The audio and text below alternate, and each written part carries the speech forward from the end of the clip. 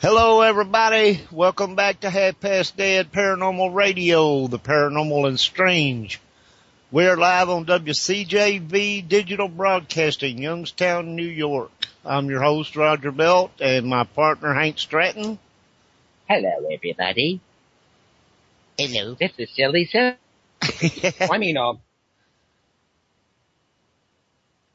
You mean, We're gonna have this as an open mic night due to the fact that, we want to not only share our experiences, but we would hear from everybody else.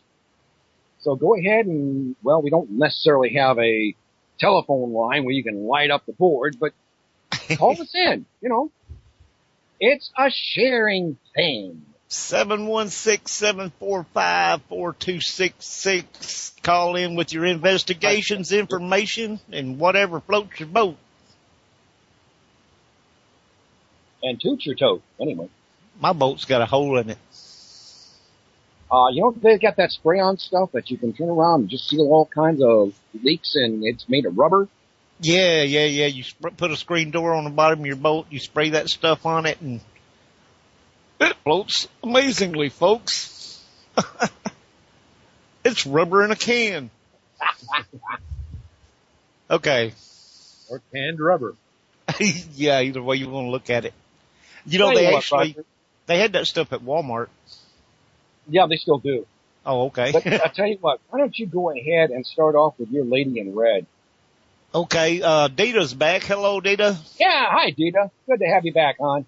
Okay, the lady in red was, how do you put this? It was an accidental catch, and it was awesome.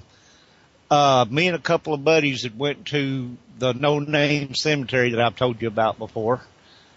And we were just out there, you know, doing our thing. We were kind of going around through the different, and everything is grown up back there. So you have to wade through briars and bushes and everything to find some of the tombstones in there. And we had kind of gone through there and we'd been talking, you know, okay, come in, caller. Hello. I was asked to call this number to come on air. Sure. Who we got here? Say again? Who is this? My name is John Springer. Hello, Mr. John Springer. Yes. Hi, John. I was asked to call about something about Enchanted Village and Enchanted something or other. The Enchanted Trail I created in Casadega. Awesome. Tell us about it. Well, in January 23rd, 2012, I was approved by the town of Casadega to create a ferry trail in their fair city. In Florida, it's near Lake Helen, Florida. And I did it because the town of Lilydale, or the community of Lilydale in New York, around your area, has had a ferry trail for 5 years. And theirs seemed to be boring, so I figured Casadega and we could do so much better. So that's why I approached them about doing this trail, and officially it opened on the 17th of March of 2013.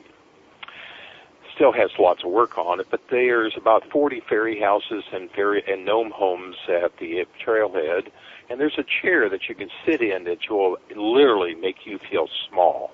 And I'm a big guy. I'm 6'3" and 300 pounds, and I feel small when I sit in this chair. Oh. Yeah, it's really great. So it's since had been taken over by a lady named Lillian Castleberry that actually lives in the town of Casadega. And I'm so thrilled and proud how she has accomplished this. And people are asking for it when they go there to at least have that experience. So it's at the intersection of Seneca and Chauncey.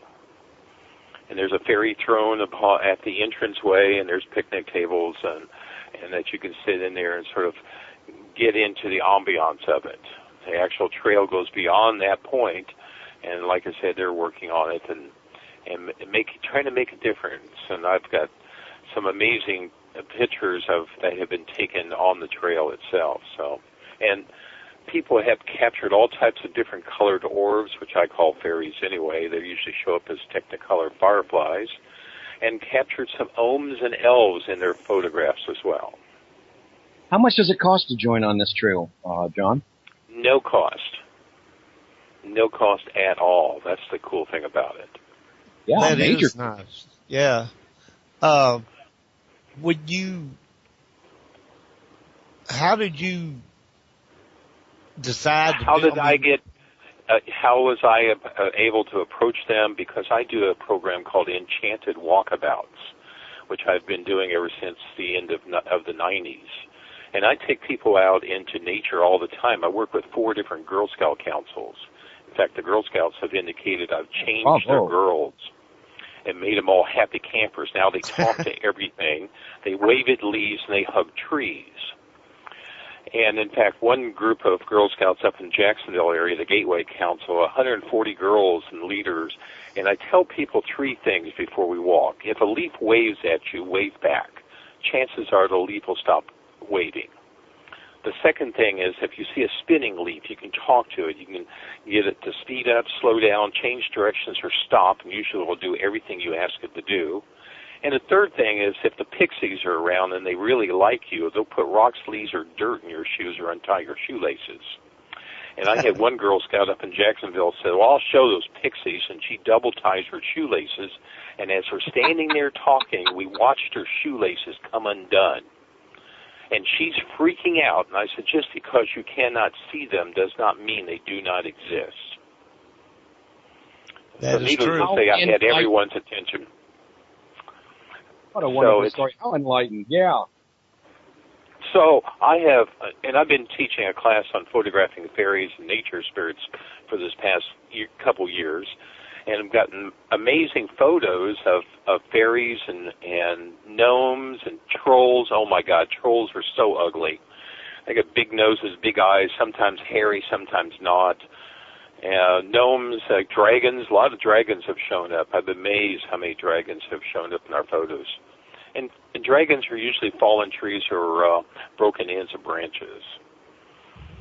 And so, and I found that as long as we come from our heart, we get all of nature will start responding to us. But if we're in our head trying to figure it all out, we won't see anything.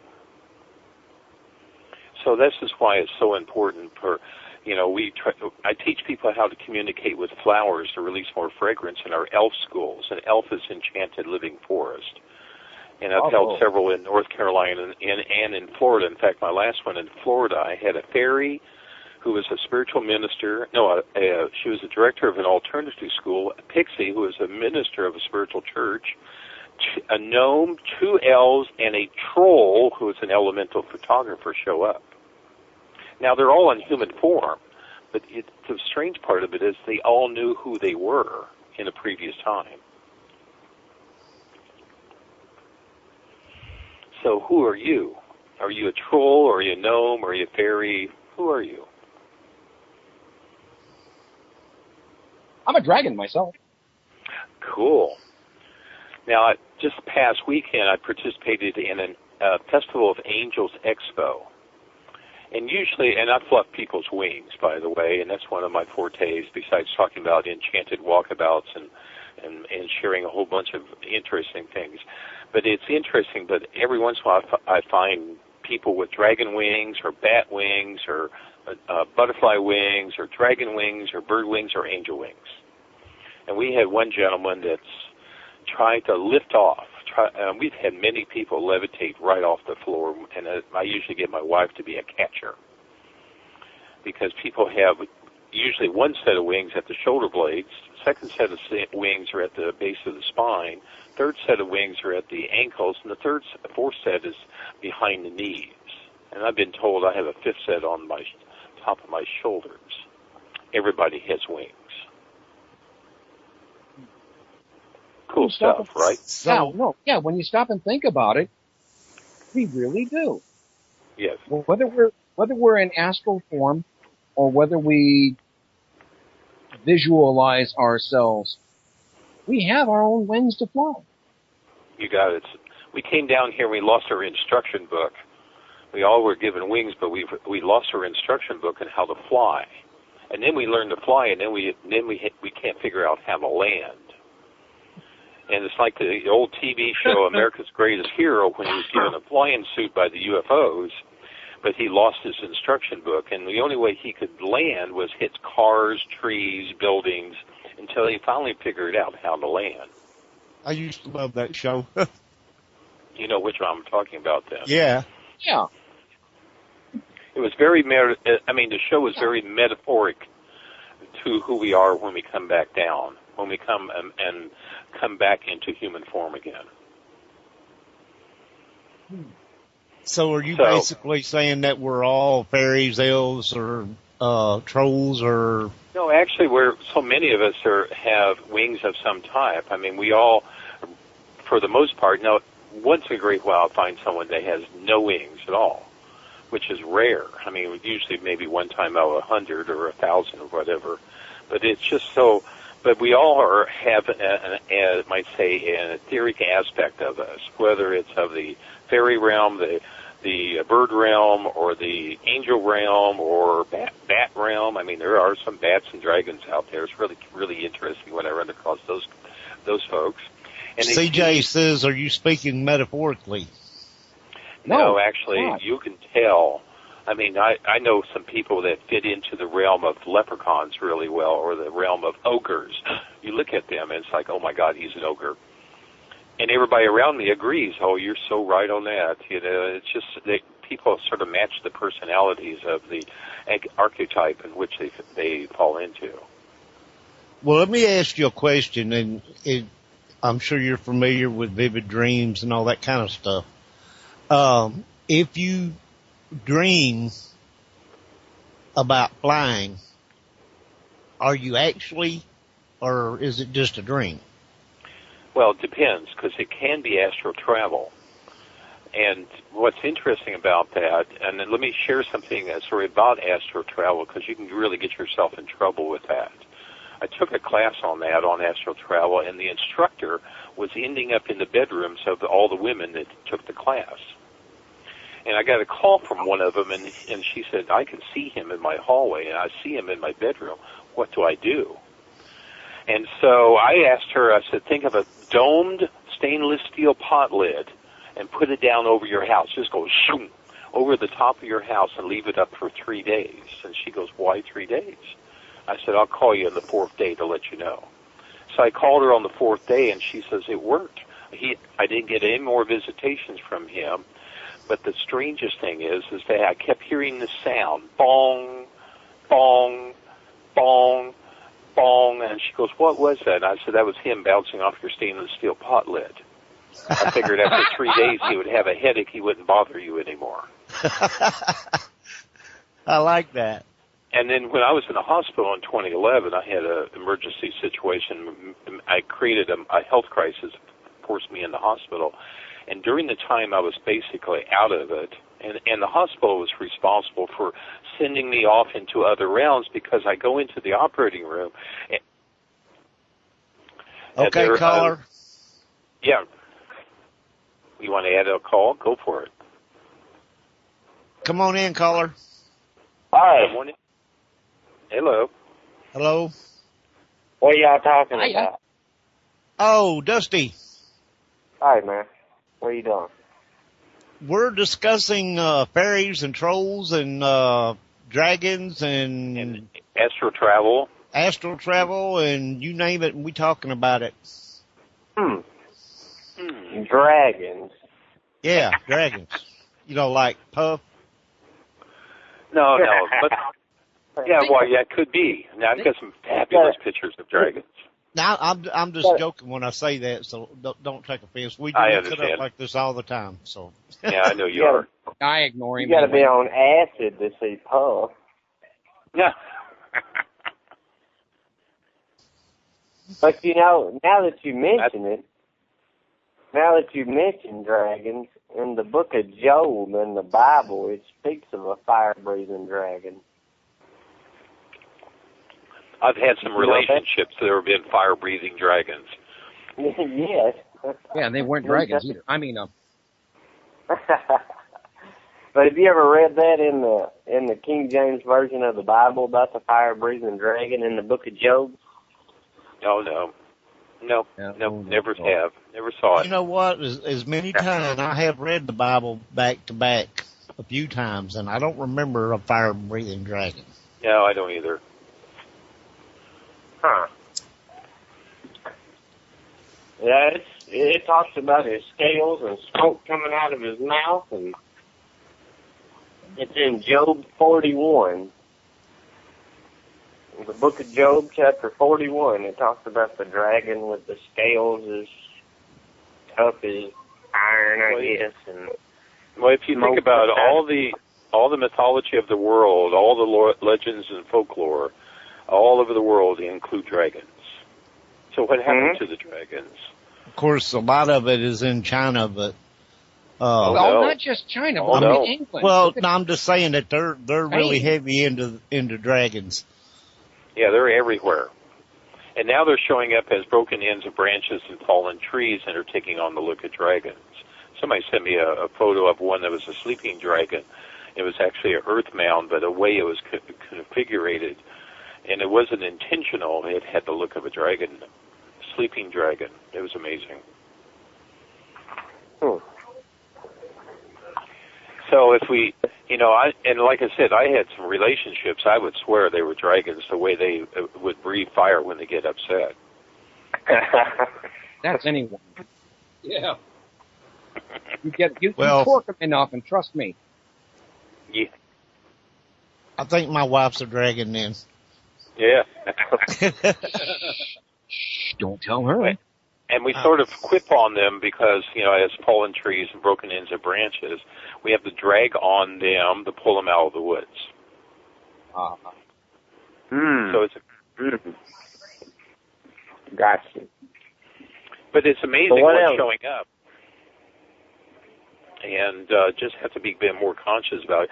A friend of mine's 3-year-old daughter had said, Mom, people are not hearing the new language of the earth. And she goes, what are you talking about? She said, the trees are talking, the birds are talking, the flowers are talking, the rain, everything is talking, no one's listening. Bravo. Yes.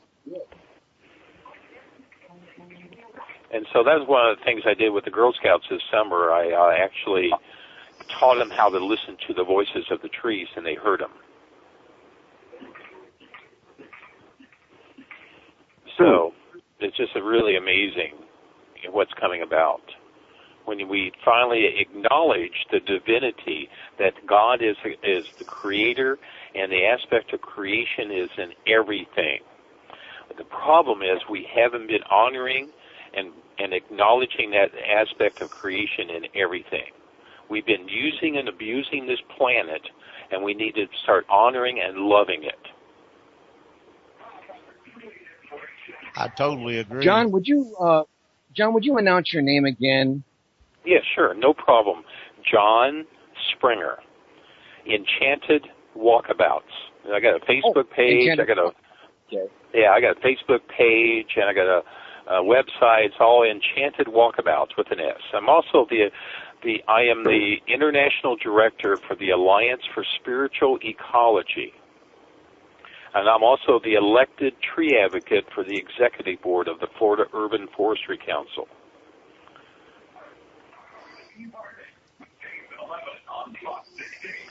Plus, I'm also the visionary director for the Fairy and Earth Festival, plus quite a few other festivals in North Carolina and Florida. That trail that I mentioned in Florida is in the town of Cassadaga, that's Cassadaga, and it's near Lake Helen. It's in Volusia County, which is near Orlando. Now, some of my best things came from the Enchanted Forest Sanctuary, which is in Titusville, which is on the same road as the Visitor Center for the Kennedy Space Center. So there's a lot of enchanted forests all around the country. But I think I've been to all of them here in Florida. In fact, there was a fairy festival up in Adams Center last weekend in New York at the yoga center up there. I'm surprised you haven't come up here to Washington. There was one in Washington, the Ferry Congress, but I got one of the presenters upset because he was the alpha male of the group, and he had me removed from the presenters list. But however, one of their staff members came to my Enchanted Walkabout Facilitator training, which was a 5-day program that I held several years ago, because she claimed she wanted to see the world through my eyes and breathe the air that I breathe. And now she sees everything differently. I had a lady from Arizona, 2 ladies from Maryland, and a lady from Florida take the 5-day training. So, okay. It's sorry you had that happen to you. Washingtonians, believe it or not, are really not that. Oh, I've been to Seattle. I've been all around. When I went to the Olympic Peninsula and to the National Forest there, the rangers came out and apologized to me because it wasn't raining. They said, "This is a rainforest. It rains every day." And I said, "You don't understand. I asked the rain not to come today." And then when I was at Mount Rainier, this was in 1990, I had a UFO abduction, and that was pretty wild in itself. So it's just really interesting how, the progress of things. And somebody has put on your chat, there's no rain here. I don't know where they're at. But there's 2 ways to bring in rain, by the way. And you have to seed your intention into the air. And you take a glass of water and put your intentions to bring in rain, and you throw that water into the air, and you seed the air with intention of rain to mimic the rain coming back down. Or if you got trees or in your yard, you spray it with your hose, and you mimic rain coming back down. And you ask the rain, gentle, soaking rains. Never ask for lots of rain. I had a friend of mine when the tropical storm Faye came through Florida. He asked for lots of rain. I tried to talk him out of it. I said, no, gentle soaking rains. And after 32 inches of rain fell in Melbourne, I called him up and I says, now, have you got your lots of rain yet? Are you treading water yet? He goes, now I understand what you're talking about. Okay, John, we're going to have to cut this short and let some other people get in here and talk. Great. And we appreciate you coming. Great having you here, John. Thanks. Call anytime. Take care. Enjoy. Dusty, old fellow, old partner, old... just old... Just old. Just old, huh? Hey, Stop. We were talking about the lady in red. You saw that picture, didn't you? Yes, I did. What do you think about it? I don't know. Let me pull it up here and look at it. I mean, it's plainly, late 1800s, early 1900s dress.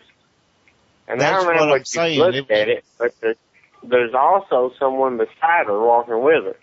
Exactly. You saw that too. I missed that. Over on her left side. What it looks like, yes, on the left side, Hank, what it looks like is a gentleman in like a white tux or Black tux, sport coat or shirt. something.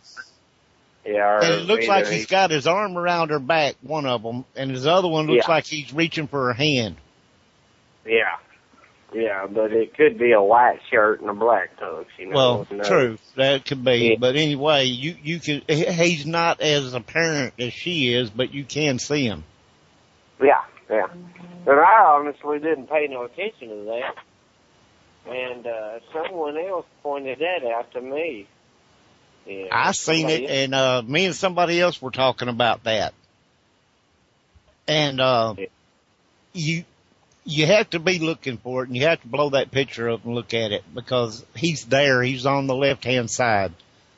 Mm-hmm. And it looks like he has kind of like the old-style mustache, maybe. Well, see, I just looked at it on my phone, so I hadn't seen it blowed up too big. It's apparent enough you can tell he has a mustache, but I kind of think it's like sort of the older style. Right.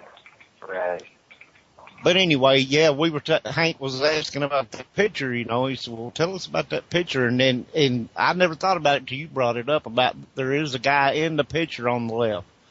Mm-hmm. And, I'm going to have to go through that again. It kind of reminds me, if you think about it, the way he's got his arm like behind her back and he's got his hand like, it almost looks like he's reaching for her hand or whatever. It kind of makes me think of a couple dancing. So is Hank on here? Yes, sir. Okay, Hank. Yes, sir. Yeah, I don't know how much. I'm sure he's told you all about that cemetery there, but, part of it is taken real good care of.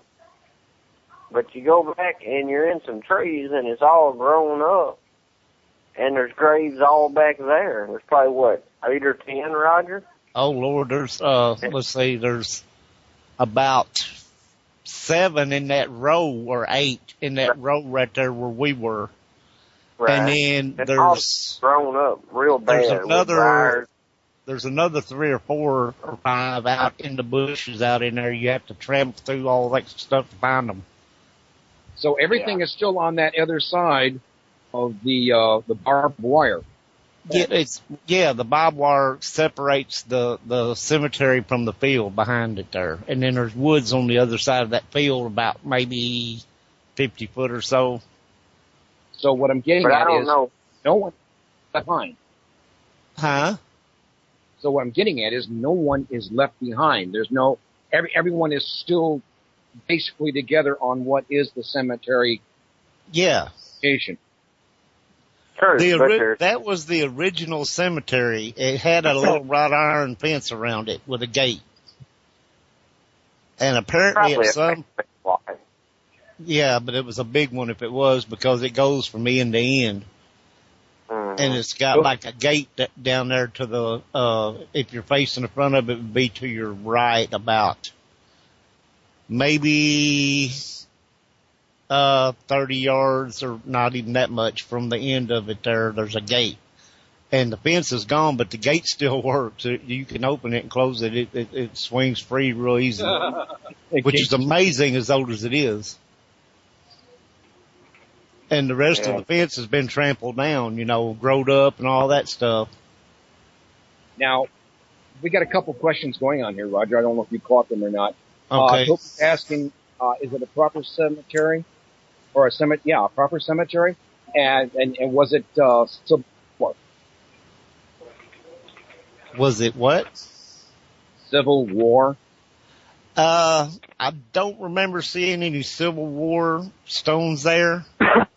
But most all of them are late 1800s. There's a couple out in front, I think, that are like in the 40s, but they were added like later on. There's some, maybe 2 older tombstones outside of the fenced in area out there, but for the most part, there's like 3 that are almost right up against where that fence would be, but they're on the other side of it facing the road. And they've been replaced. They were old stones, but they've been replaced with new ones. Hey, Roger, there's about a half a dozen Civil War soldiers buried there. Well, now that's a possibility. I didn't see any with Civil War, anything about the Civil War on the stones, but you won't. A lot of those stones have been knocked over or fallen over. They were you remember, back in the day, they used to use a lot of those ones that were real tall and they come up to like a point sorta and they were, not octagon, but like 4-sided. And they were usually about 5 or 6 feet tall, some of them. So what you're saying, have all fallen over. So what you're saying, this is basically an abandoned cemetery. Yes, except for the front part of it, next to the road. The bigger area in the front next to the road, they keep that mowed and all nice. Now I got you. But they let that back part just go. Yeah, it's probably only 15. Probably only about 15 foot. Okay. We're live on WCJV Digital Broadcasting out of Youngstown, New York, folks. Okay, the older part is I agree with Dusty. I think it was probably a family plot. I mean, it's a big one, but it was probably a family plot. And the ones in the front were probably added, except for the two that's outside of the gate fenced area there that were real old ones. But the three in the front right there were probably added later. Oh, and there is a tombstone outside of the fenced area that is right next to a tree. Now, and you know my position on orbs. I'm not big on orbs, but the first time I went there at night, I was snapping pictures and for the lack of better words, orbs were showing up in them. It wasn't raining. It wasn't misty. It wasn't foggy. It wasn't dusty. It wasn't anything. It was all But they pollen, were there. right, Roger? Huh? It was all pollen, right, Roger? Yeah, it could be pollen. Anyway, Yeah. I'm they going to go to Tennessee and I'm going to get you for that. they showed up next to tombstones, though. If I took a picture just out in the open, I wasn't seeing anything like that. Now, I'm not a big orb fan. Y'all all know me. If they don't come up to me and say, hey, Raj, I'm an orb entity, I don't pretty much pay a lot of attention to them. But And they have. those were unique because they had their own glow to them. They weren't see-through. Especially one I remember was real bright. And it was right next to a tombstone where I had been asking questions, I'm pretty sure just a few minutes before I snapped that picture. So could it be something? Yeah, it could.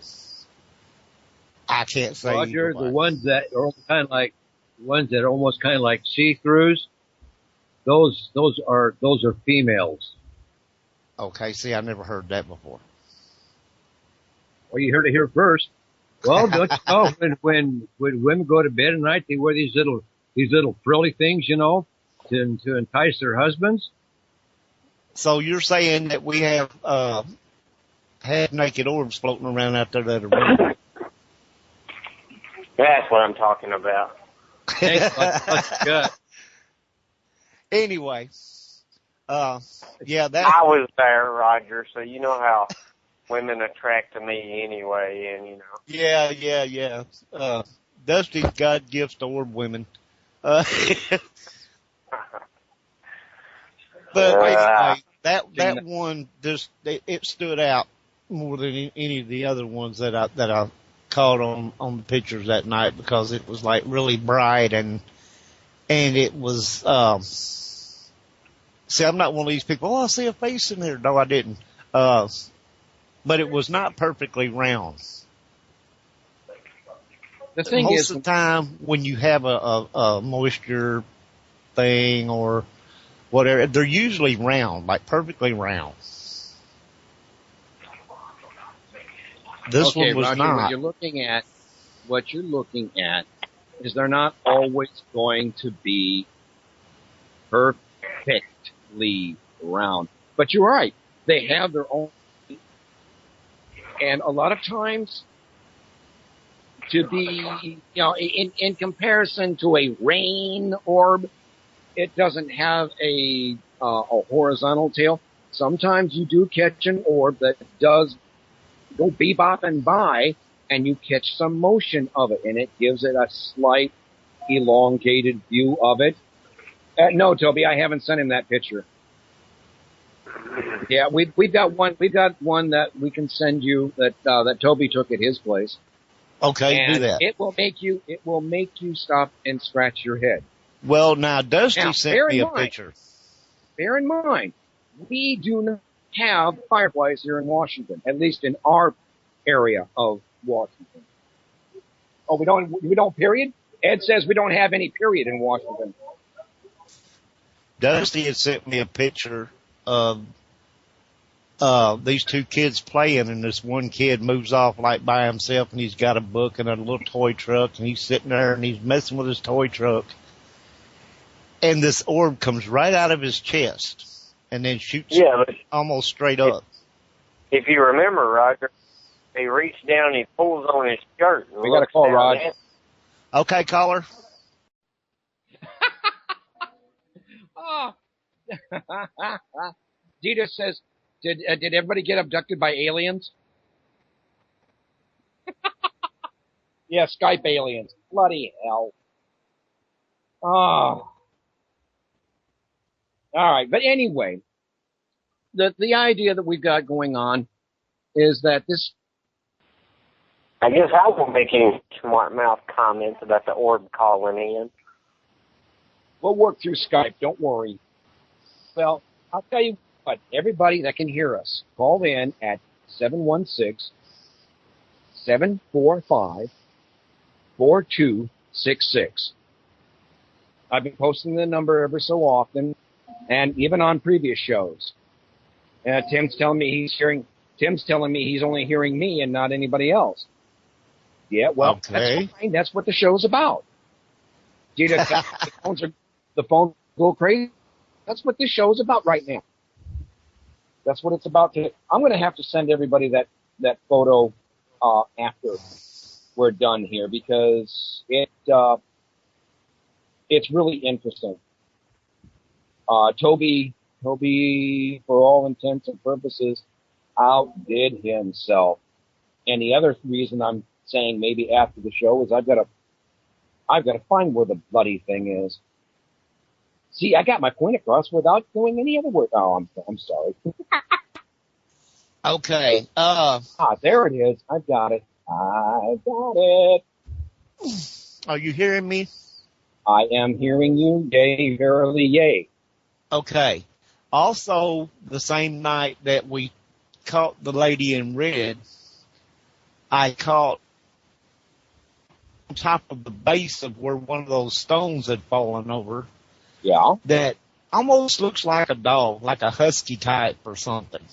But it wasn't there when I looked across there. It was only there in the picture. Don't surprise. We have encountered animals, cats, dogs. We were at the Soldier Cemetery one time. Not only did we smell horses, but Ed, he works with his rods, and his rods just literally, what did they do, just cross in front of you or just open wide? Okay, Tim says that he heard a whisper before all that happened, where the phone calls dropped and all that. I've been hearing that right along, which is kind of odd for us. Okay, he said he can hear us both now. All right, Roger, Data, check your mails. Okay, will do. Anyway, this dog's laying on top of this base of this tombstone, and it wasn't there. I mean, every time I took a picture, I would look first, then I would take a picture. And I looked out that way, and there was nothing there. I took the picture, and the dog's laying on top of it. I asked everybody, what do you think it is? Well, it looks like a dog. Big black and white, kind of husky-ish looking dog, maybe. Is that the one you sent me? I remember commenting to you about that. I didn't know I sent you that one. Or did you post it in our Google group? Well, I had posted it on Facebook, and I asked, what is this? That's probably where I mentioned it then. And, people were saying, well, it looks like a dog. And somebody said it looked like a cat. I said, no, it don't look like a cat. It looks like a dog. But that's the way the stuff was happening there that night. You'd look out that way, and there wouldn't be nothing there. You take a picture, and it's in there. It was kind of, but I saw the dog one first. I'm like, okay, that wasn't there before. What the heck is that? Yeah, it looks like a dog. And then my buddy sent me that picture when he went through his camera of the lady in red, and I'm like, that was out there when we were taking pictures, because we were all looking out that way. So it's like they didn't show up to us personally, visibly, but they would show up on the camera. That's the way they do things. That's the way they do. I had somebody tell me they looked at the picture and they said, well, it looks like something hanging on a stick. I'm like, where in the world? I'm not touching that. I'm not touching that one. They were talking about the lady in red. They said it looks like something hanging on a stick. And I'm like, oh, okay, you know, if that's what you're seeing. The thing that we get, okay, is that we don't physically see them all the time. Necessarily. I'm not going to talk about what Toby does. And I'm not going to talk about what I've been doing here lately. But under ordinary circumstances, you don't usually. It's the photo that you take. I mean, long time ago, 15, 20 years ago, we were using film, and the best way to get it was on a 800 speed. No, 800. Yeah, 800 speed. Oh, that's right. You're the photographer. Yeah. Explain that to me. You're the photographer. Explain it. Well, the film itself, 800, or just has something to do with the speed. You know, 200, 400, it's called ASA, you know. That's all I know about it. Hello, Johnny. Yeah, he's asking about that 1,000 speed, and I've never heard of that. I've never seen it on the market.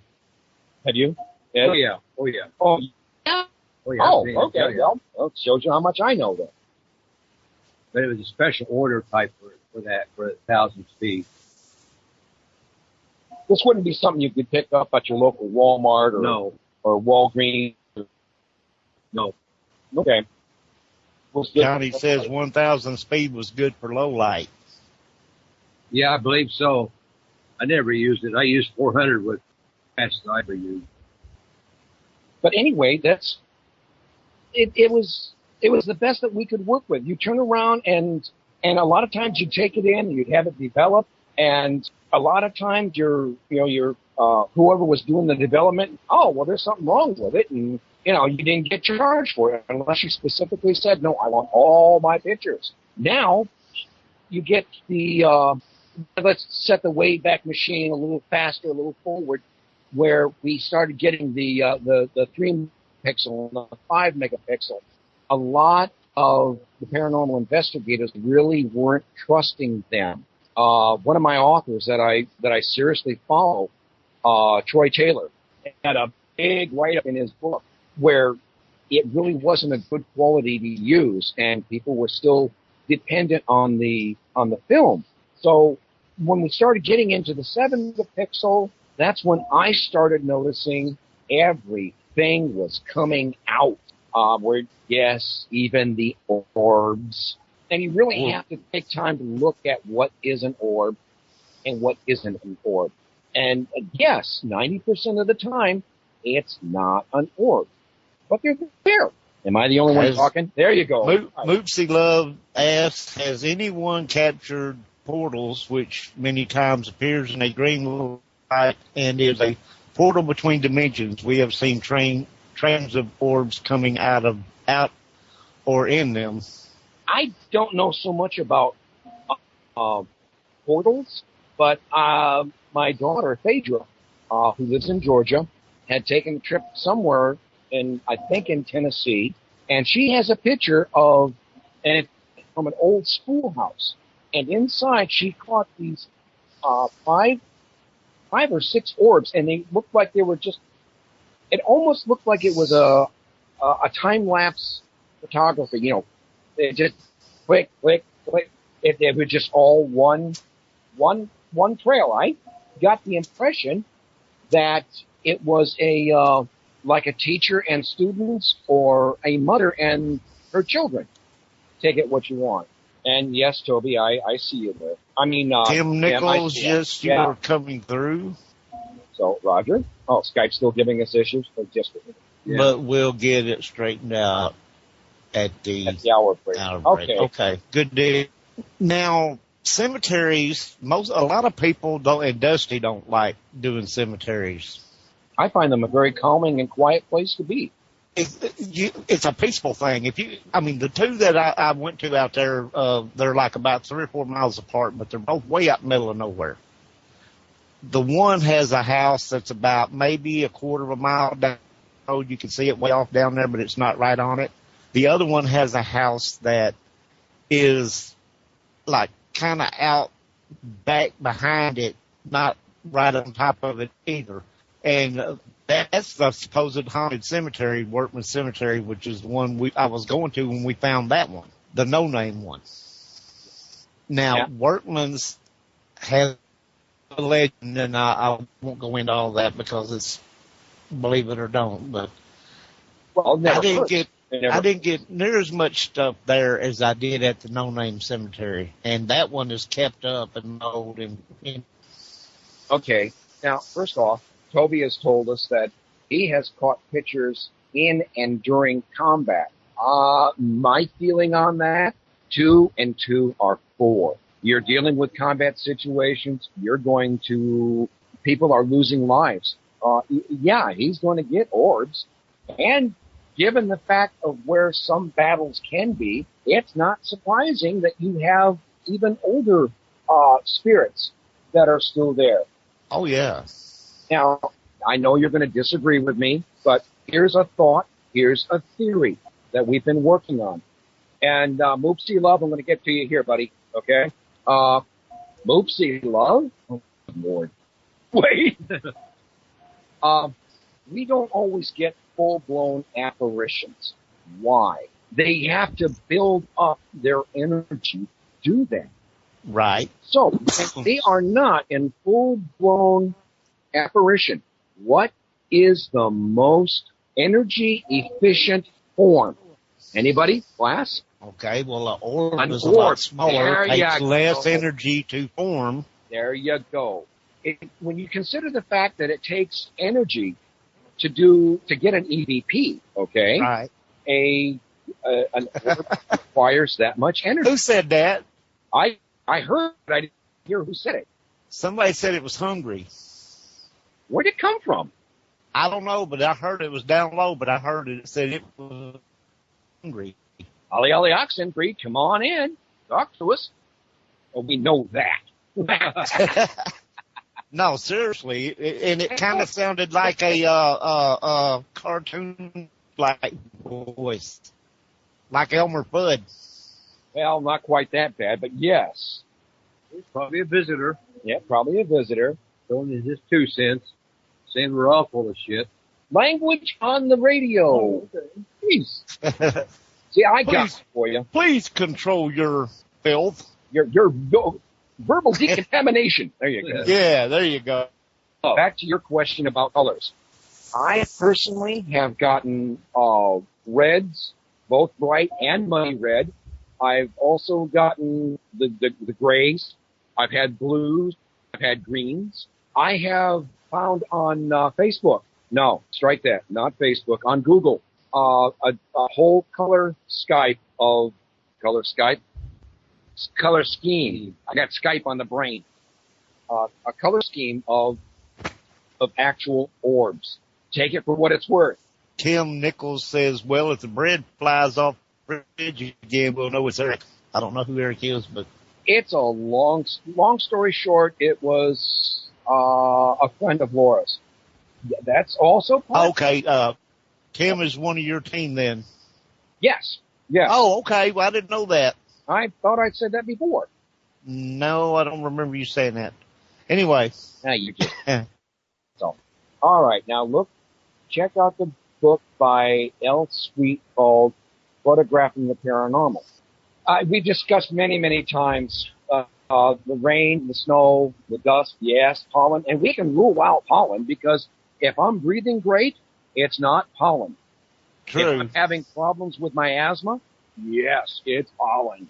What are your feelings about faces in orbs? That's exactly right, Johnny. Now, Johnny, like you said, Roger, he asked about faces and orbs. It is matrixing. It is. Well, and I've heard a lot of people say, well, that's an orb. I know it is because I can see a face in it. It's matrix. You're if you blow something up enough, I'm trying to see. Okay, now, I got to verbally say this out loud. Wife's coworker shot himself. Loves sandwiches. So that must be who. Yeah, that was Eric. Yeah. That must be who's throwing the bread off the fridge. First clue. Yeah. Okay. Yeah, we could do a whole show on him alone. Did he throw the bread off the fridge? Does nobody make him a sandwich? I mean, for Pete's sake, couldn't you guys make him a sandwich? Sick him, Tim. Okay, folks, we're live on WCJV Digital Broadcasting out of Youngstown, New York. We got to take a short pause, but we shall be right back. Don't go away. Woof, woof, meow, meow.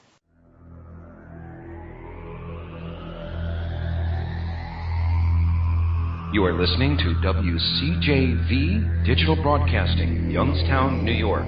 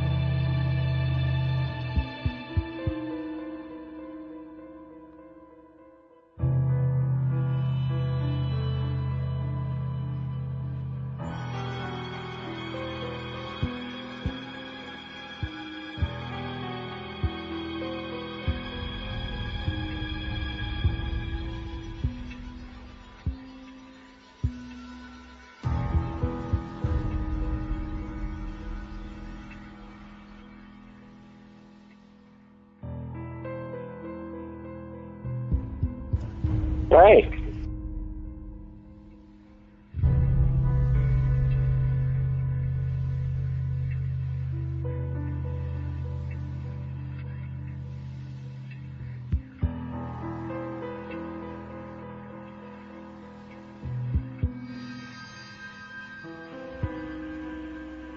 Okay, we're back, everybody, with some phone callers. I guess Skype has decided to treat us nice again. Okay, we're back. Yay! Uh-oh, reverb. Who's got the radio on? I apologize. Who do we have here besides Dusty? You got Toby. Hey, Toby, you finally made it. Yeah, I finally made it in. Awesome.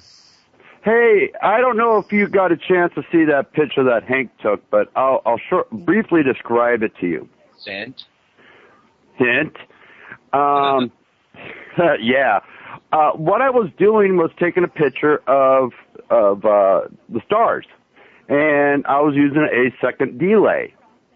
Well, all of a sudden I saw this nice little bright thing just kind of show up on the digital camera on the screen, but I didn't see it far out. Now, mind you, I'm not using any flash on this pic.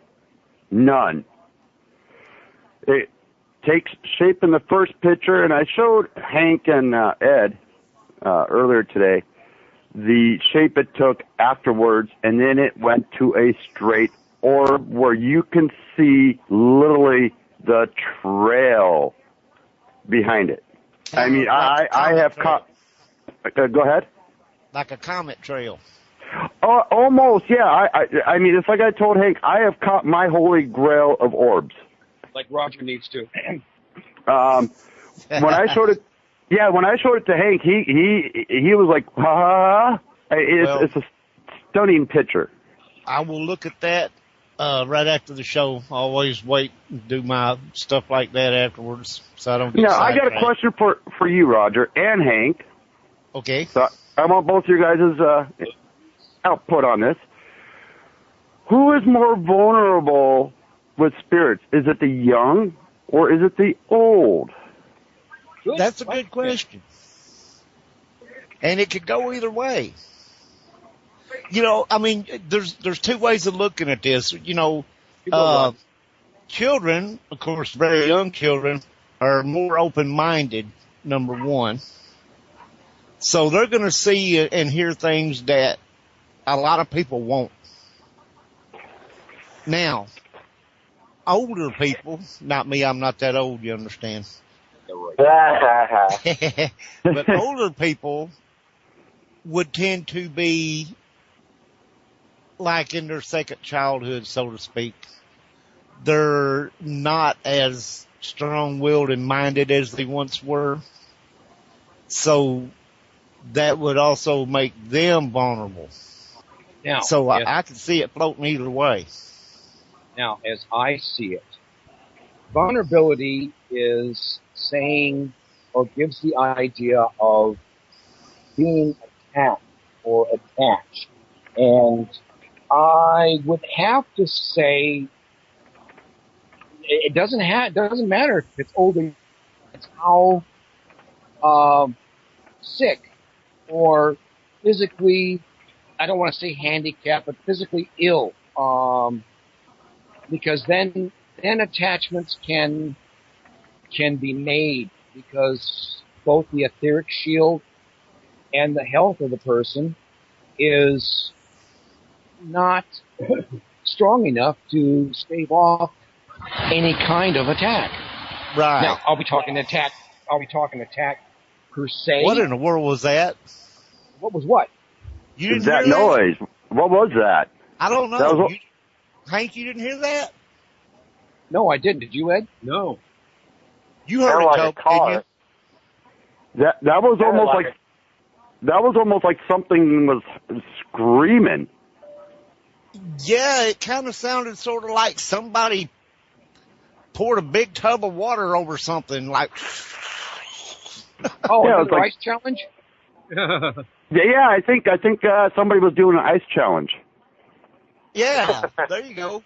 Hey, if we got a spirit here with us that's doing the ice bucket challenge, don't forget to donate some money. Hey, also, I got one other, and I know this is going to sound kind of obscure, but Roger. Yes, sir. This is going to you. Your picture of your lady in the red.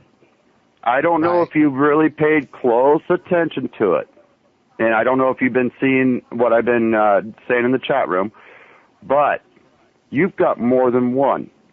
Yeah, there's a guy in there. There's three. There's three?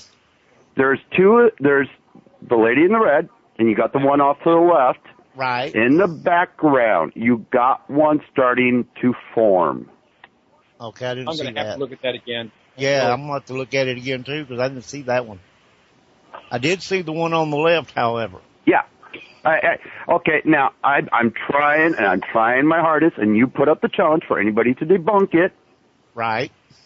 And I have taken up your challenge. Like I said, if somebody can show me how it ain't what I think it is, then, you know. Now, I'm not discrediting you. It's like I told Hank, and Hank could vouch for me on this. It's an awesome pick. Awesome pick. If anybody can discredit that, yeah, go for it. Well, I've only had one person who, well, no, I take that back. There's two people, because one of them said it looked like a red thing hanging on a stick. Where's the stick? Oh, you can see the stick if you look at the picture. It's a limb like that forks out at the top of it, but it's a limb laying on the ground that's sticking up, and it just you can see it through the dress. But it's not holding up the dress. You can see that by looking at it. Right. Okay, and then I had another guy saying, "What do you see in there? I don't see anything. It looks like a blotch in the picture." And it said that the picture was blurry. Well, that's just like the one pick I have. When Ed and Hank and I went to Ording Cemetery, I instantly, after getting my camera on a tripod set up for video, I instantly turned to Hank and I said, "Hank, we're being watched." And I pointed right in the direction. And sure enough, we all know what trees look like and bushes. They're all green, right? Yep. Okay. Well, unless it's wintertime. Yeah, unless it's wintertime, then they're kind of bare or either they're dead. One of the Right. two. They're dormant.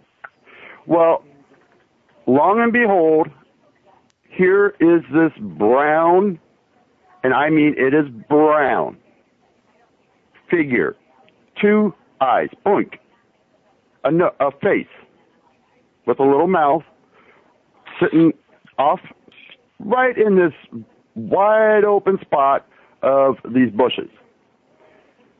Both Hank and I knew we were being watched, and I said, "Yeah, I'm pointing right where they're at." At the same time, I brought my camera up. I took the picture. Boom, boom, boom, boom, boom, boom. 4 shots. Not only do I catch one, but I caught 2. And what do you think it was? Well, upon conclusion, all we know is because it's not on the proper, it's off of the proper part of the cemetery.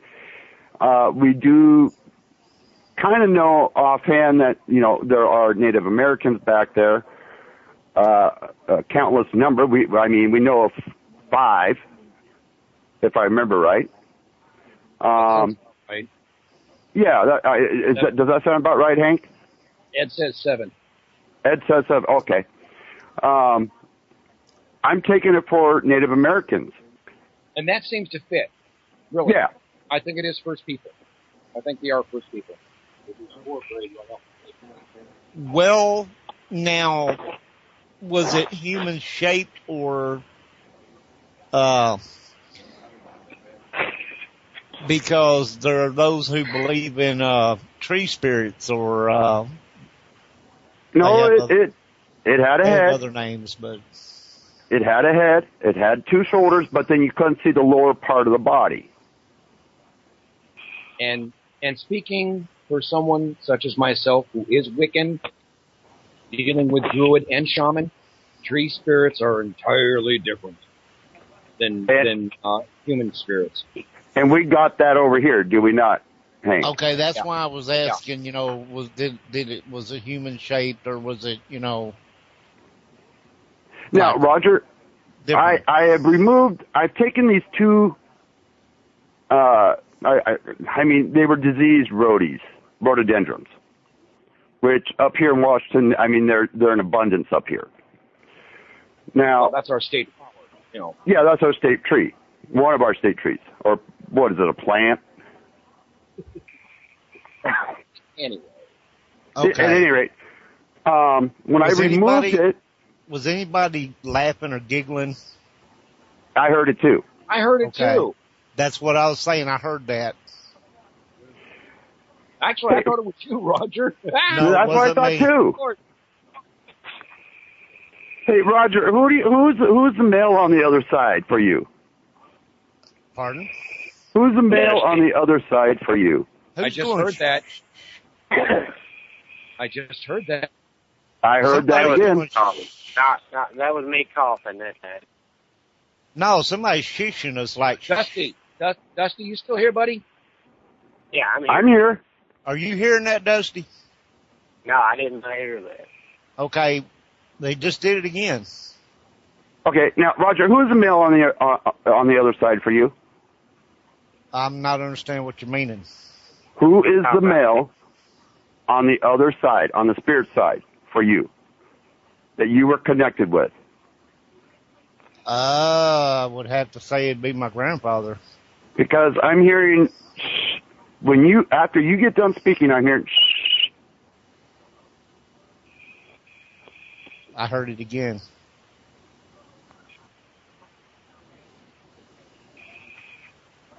Are Somebody you keeps close? doing There that. it is there again. What the heck? Is there like a close to anniversary time frame for you? I don't know about anniversary time, but Now, understand, anniversary means a birth of someone, a wedding anniversary, a death, the date of their death. okay, none of those fit. Nothing No. close. Not that I'm Nothing aware within of. 2 or 3 months. He was born May 1st. Okay, and he passed in midsummer, like June, I think, or somewhere around there. That's within orb. Okay, now, correct me if I'm wrong, you two, or three. Are you hearing like a male voice? I heard a giggle, and I heard somebody shushing you like shh. And then earlier, boy, Roger, I would really love to meet you in person. Earlier there was the plain voice with words. I cannot remember now what it said. You remember, Hank? Because you heard that. I heard it, but I don't remember it right offhand. It came by so fast. Okay. Whoa. What's back there? Anyway. Well, at any rate, just to make my call shorter, my first experience was when I was 3 years old. We were coming in. We just picked up my sister from the adoption clinic, and we walked in the house. First it was my mom, then me, then my dad.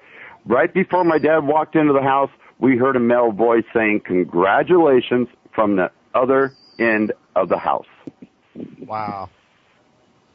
Now, I've told y'all before, I have a male figure that stays here in this room. That's the first you told me. Yeah. Oh, I've told you about my shadow guy here. There it is again. I heard that. But that sounded like somebody breathing. Okay, we got a call coming. Okay, caller, you're on the air. We were coming in. We Hello? picked up my sister from, Hello. Hi, Laura. Hey. Turn your volume down, Laura. Yeah, I'm trying, and my mute button's not working, so I'm going to unplug my speakers and then mute from down here with the mouse. Sorry about that. Sometimes it doesn't want to respond quickly enough. Okay. Hello, how are you? Pardon? Hey, Laura. I said, hello, how are you? Oh, fine. That sounds kind of like maybe and maybe not. Oh, no, I'm fine. I'm hearing a lot of the same things that you guys are hearing, too. That particular shift sound, though, it sounds more mechanical, like an interference of some kind, more like a hiss. But I have heard other things throughout the show, quite a few. Now, we had a voice talking earlier. Yep. I can't remember what it said, though, saved my life, but it was like about three or four words, and it was very plain. I keep hearing that. What the heck? That's probably a feedback of some sort, but I did hear the laugh, and I have heard, it's going to be interesting to listen back over to the archive. You guys do archive these, right? Oh, yes. Yes. Okay, Yep. Whatever it is, it's coming from, if it's electronic, it's got to be coming from somebody else. Well, this is a paranormal show, don't you? Yeah, it does happen. We've noticed it's happened quite a bit, too, on Dead Air Paranormal and Paranormal Kool-Aid shows as well. But, I think one other show we had some stuff, a little bit of stuff going on, but it wasn't this plain. I mean, this time it's been very noticeable. Everybody's noticing. Except Dusty, he can't hear anything. Yeah, we heard the last this end when Toby had said something about the state plant. Oh yeah, my roadie ghost. And there was a giggle in there. Didn't come from either one of you guys. Yeah. Oh. Nice. Okay, that was clearly a voice. spoken word. What the heck? That was a voice. Okay, what I've done from this end is I've asked for whomever this is trying to come through to wait for a break in the conversation so that they can speak their first and last name.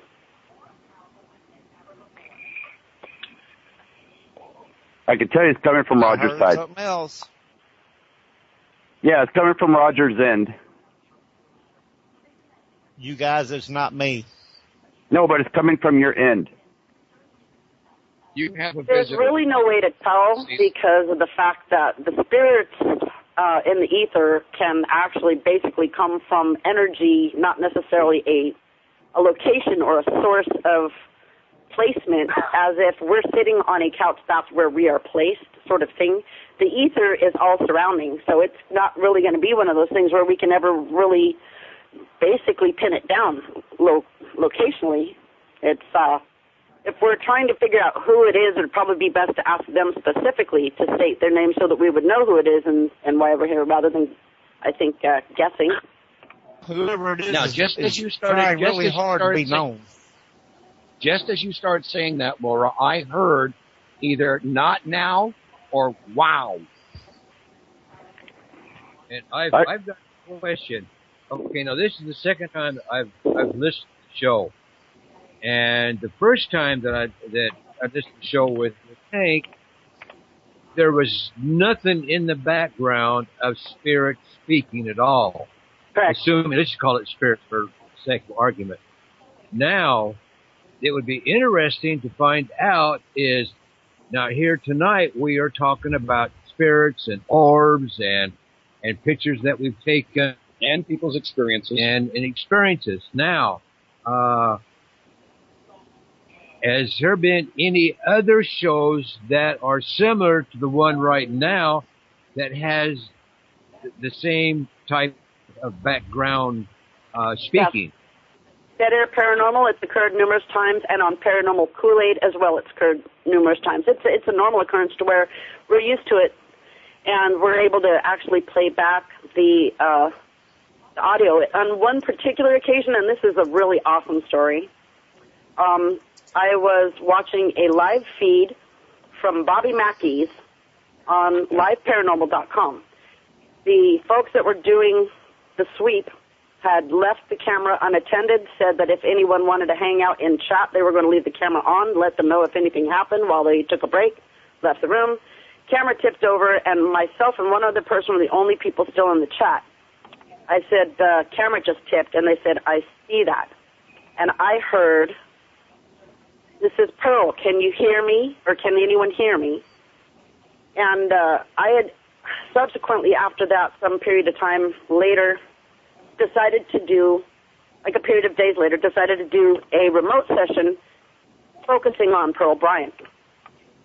I have EVP from her posted on my SoundCloud account that verifies that Pearl Bryant was speaking directly to me and that she knows my name. I have never met Pearl Bryant. I'm in Washington State. She's in Wilder, Kentucky, Licking Pike River area where Bobby Mackey's is located. And that's basically what I mean when it comes down to focus, that the ether is all surrounding. It's not something like you have to be in a haunted house to hear a ghost. You don't have to be around a haunted person to hear someone that might be attached to someone else. The ether is all surrounding. Yeah. Hey, can y'all tell me something? That's what makes remote sessions possible. Wait a minute, what was that? I just heard I get that feeling. What? Who said that? I said, can y'all tell me something? What's that? I can't hear. I'm on my phone. Why don't we call out for identification then? Who is here, please? First and last name, clearly. Of course, a freaking bike's going to go by. Shut the hell up. That's on my side. Okay, one more time. We're going to try for some quiet space here. Whoever is speaking from the ether, please identify yourself first and last name clearly, please.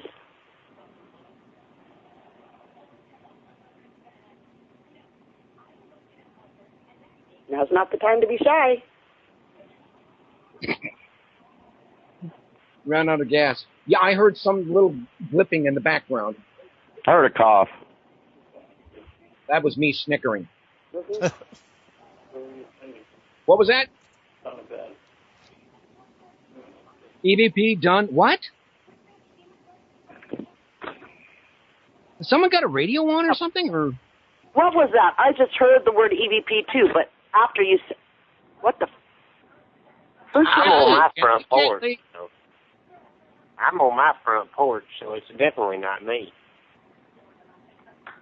Okay, Dusty, just so you know, we've been hearing actual voices talking in the background when nobody's... I've been here listening.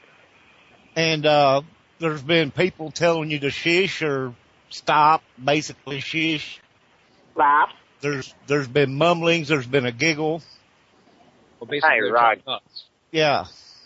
Roger. What we need is just enough white noise crossing through here for them to actually be heard. Hey, Roger. Yeah.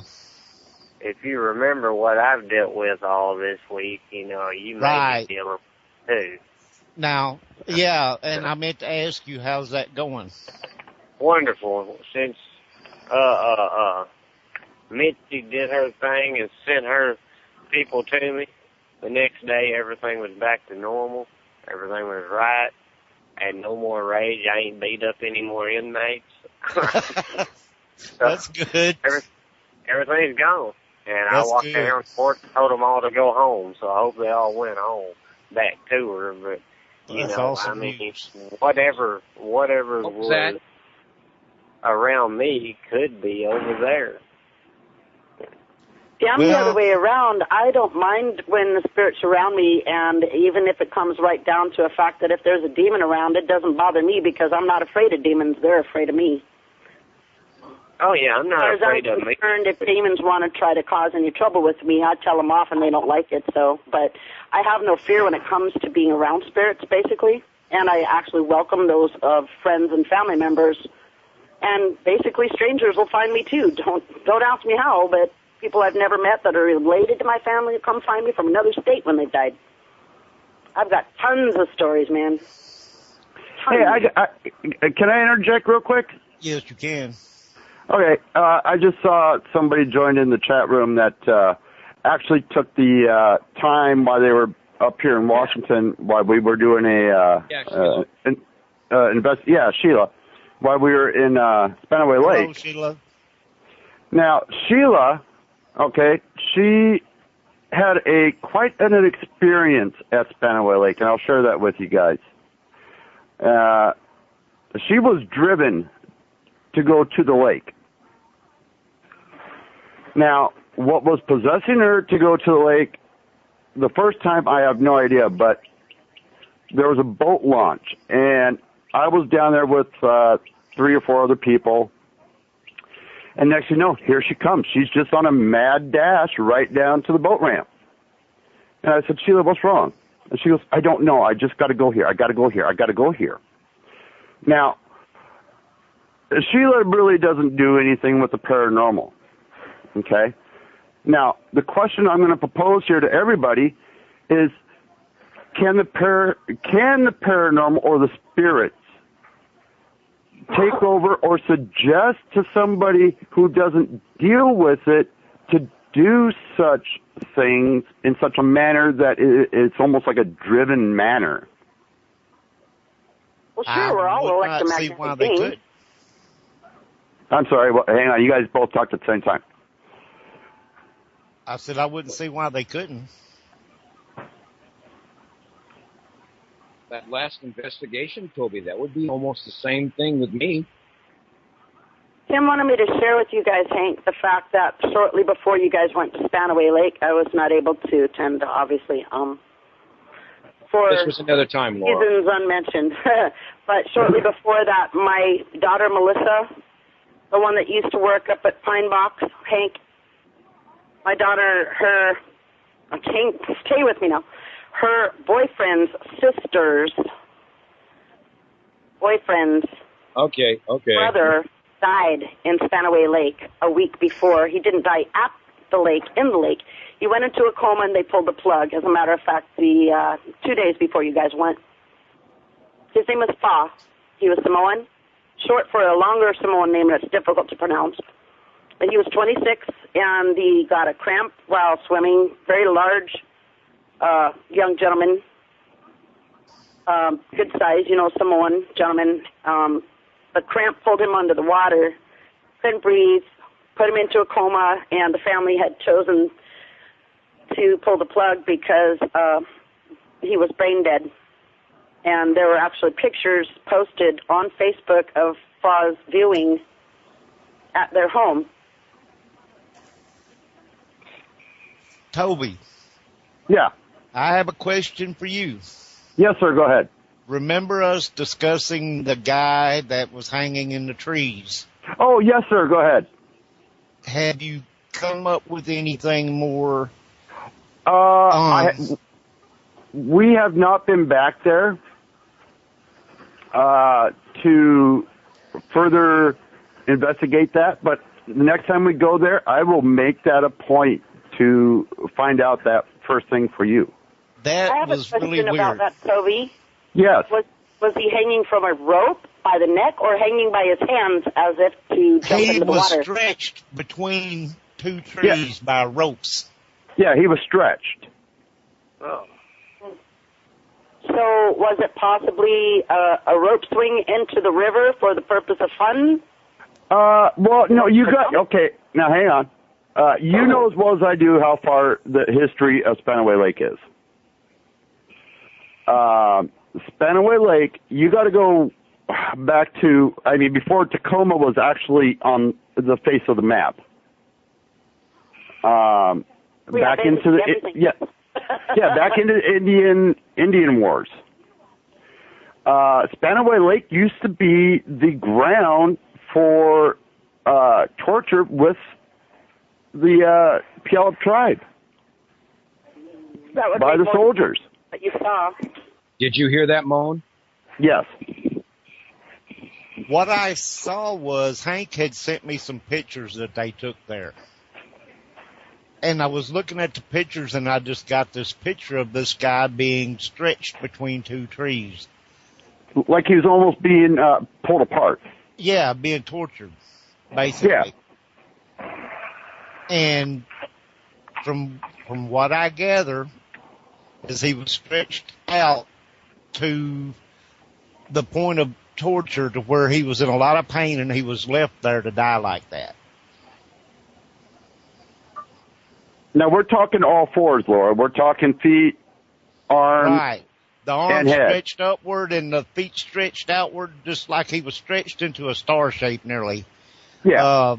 Legs spread out, arms being pulled upward, legs being pulled out and downward. Well, almost like being drawn and quartered without horses. Oh, sure. Yes. Okay, we're live on WCJV Digital Broadcasting out of Youngstown, New York. Had to give the call letters, folks. Sorry for the interruption. But anyway, like being drawn and quartered without horses.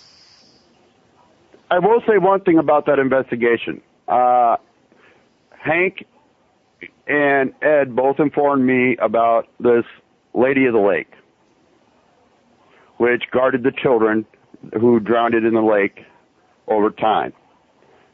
Well, on that investigation, we solved a lot that night. We got a name. That in itself is a show. That in itself is a show. Yeah. I mean, that's a whole entire show on its own because, I mean, there was so much that was going on that night that, I mean, it just solved a lot of questions.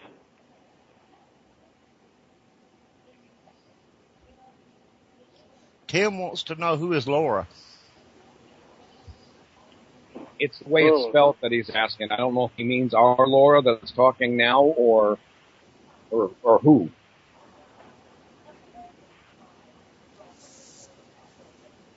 Lorea? Oh, okay. Lorea. Yeah, no, that's not our Laura. It's me that wants to know, Hank. Okay, is somebody talking in the background? Yeah, that was Tim talking in the background to Laura. Okay. That I recognize. My question was regarding the comment from Moopsy Love. The veils are very thin. I'm totally amazed you're all so surprised by all the interferences you're getting. You are blessed to have Lorea on air right now. And I don't know who Lorea is. Who is Lorea, Moopsy Love?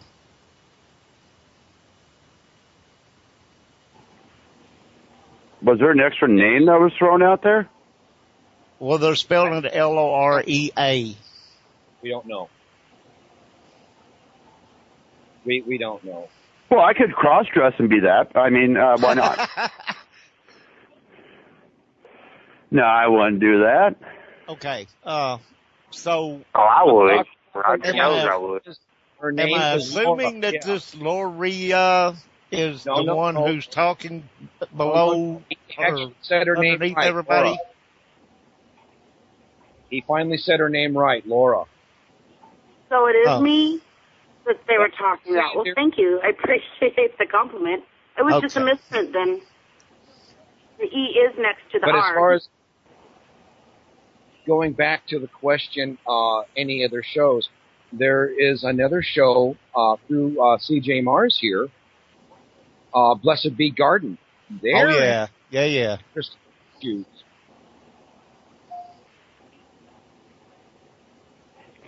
It's the now, and the thing is, Blessed Be Garden. They're talking about Wicca and any other Earth religion. They've got nothing to do with paranormal.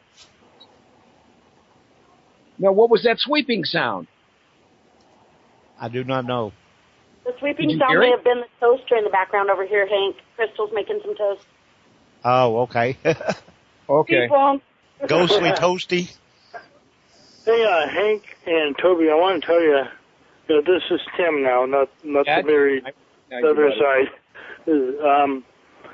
When we went out to Spanaway Lake, I have never been so overwhelmed in my life as to what was going on there. When we first got there, I immediately counted 6 adults plus the lady you called the Guardian, I think is what you called her. Yeah. Oh, the Lady of the Lake? Lady of the Lake, yeah. And then when we went down to the dock, there was somebody else there, too, who had drowned. Yeah, that was the guy that drove himself into the lake. Yeah. Yeah, as near as I can recollect, he had a brown Bronco 2. A little SUV, you know. That sounds right. But boy, I was just totally overwhelmed with all the folks that were there. Now, okay, I don't blame you, Tim, because I'll tell you what, I'll make it known. Being a psychic medium with the abilities that I got, it was overwhelming because if anybody could imagine this, put yourself in a arena of about 30,000 seats. Stand directly in the center. You don't say a word, but let everybody else talk. That's what I hear on a daily basis. Yeah. Uh-huh. Okay. Now, that's overwhelming. And being any type of psychic, you're going to be overwhelmed with what's going on out there. Actually, almost anywhere. I mean, I've traveled through North Carolina, through all the Civil War battlegrounds there. I have traveled through Virginia, through the battlegrounds there. A little bit of Tennessee. Yay, Tennessee. And Thank you very much. Yeah, thank you, Tennessee. Thank you. Thank you for the time. No, I've been overwhelmed just going there. What was that? It sounded like a kid. Was there a kid anywhere? That was me. I said, good Lord. Oh. Okay. That was not you. No, that was Laura. Okay. Y'all are going to have to quit giggling down low there and doing all this stuff because... We can't help it if you guys are a crack up. Yeah, I'm cracked up. I know that, but... I would love to team up with Roger and let Roger actually experience an opportunity with somebody like me. Yeah, that's true, huh? Well, I guarantee you, it would be a blast. Oh, ask Hank. Hey, Roger. Yes, sir. Sound like it'd be a good time to team everybody up and head up to Peoria sometime. Wouldn't it, though? We are going to, Dusty and I have been discussing this over and over and over about going up to Peoria, Illinois, to the asylum up there. Bartonville Asylum. Bartonville Asylum. Which also, Roger, also I made a real good contact that has a lot of pull inside the Fort Pillow State Prison. Awesome. So, hadn't nobody ever investigated it, but I heard some really good stories today. Hey, awesome. Cool. If you're in Illinois, check out the Lincoln Cemetery. Lincoln Memorial Cemetery. Okay. But anyway, what Dusty's basically saying is that we should all try to get together and meet at the Peoria or Bartonville Asylum sometime and kind of do like a joint team investigation thing. We've been wanting to go there for a while.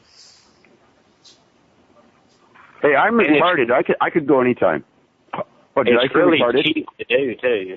Yeah, and it's not real costly. It's the traveling from Washington to there. That would cost $2. Yeah, 3.5 day drive. We're looking at about 6 hours maybe. Yeah. So it benefits us more than you, but you know. You guys would have to give us a week's notice to be out there because it's a 3.5 day drive there. Well, yeah, it'll be on down the road for it's gonna have to be when he can pull some days off anyway, because you know you wouldn't want to just go up there, do the thing, and then you know have to rush out and rush back, so somebody have to go to work or something, you know. See y'all. What do you meant by me pulling some days off? I've had 26 days off this year. That's my weekends and all. 26. So I don't get much time off work. Oh, geez, Dita just said, how about UFOs? That's what someone's asked about calling in about. UFOs is a whole different ball of wax. So it's go under the heading of paranormal. That is true. If And it's not known, it's unknown. My friend Dita, she is definitely under that heading of not being normal. She's paranormal. Hey, Dita's great, though. I know she is. So I'm waiting to hear if she's going to call in or not. Being out there, not sure. Well, I got to admit, we got a pretty good. We're trying to get a good lineup here with our group before the winter sinks in. If we could get you guys to come down, if we could get into Fort Pillow and we could get you guys down here for that, it's never been investigated. That would be the awesome thing. All right, hold on. I hear a voice. Hey, Dita. You guys may regret taking this call. Hello, Governor. Oh, goodness.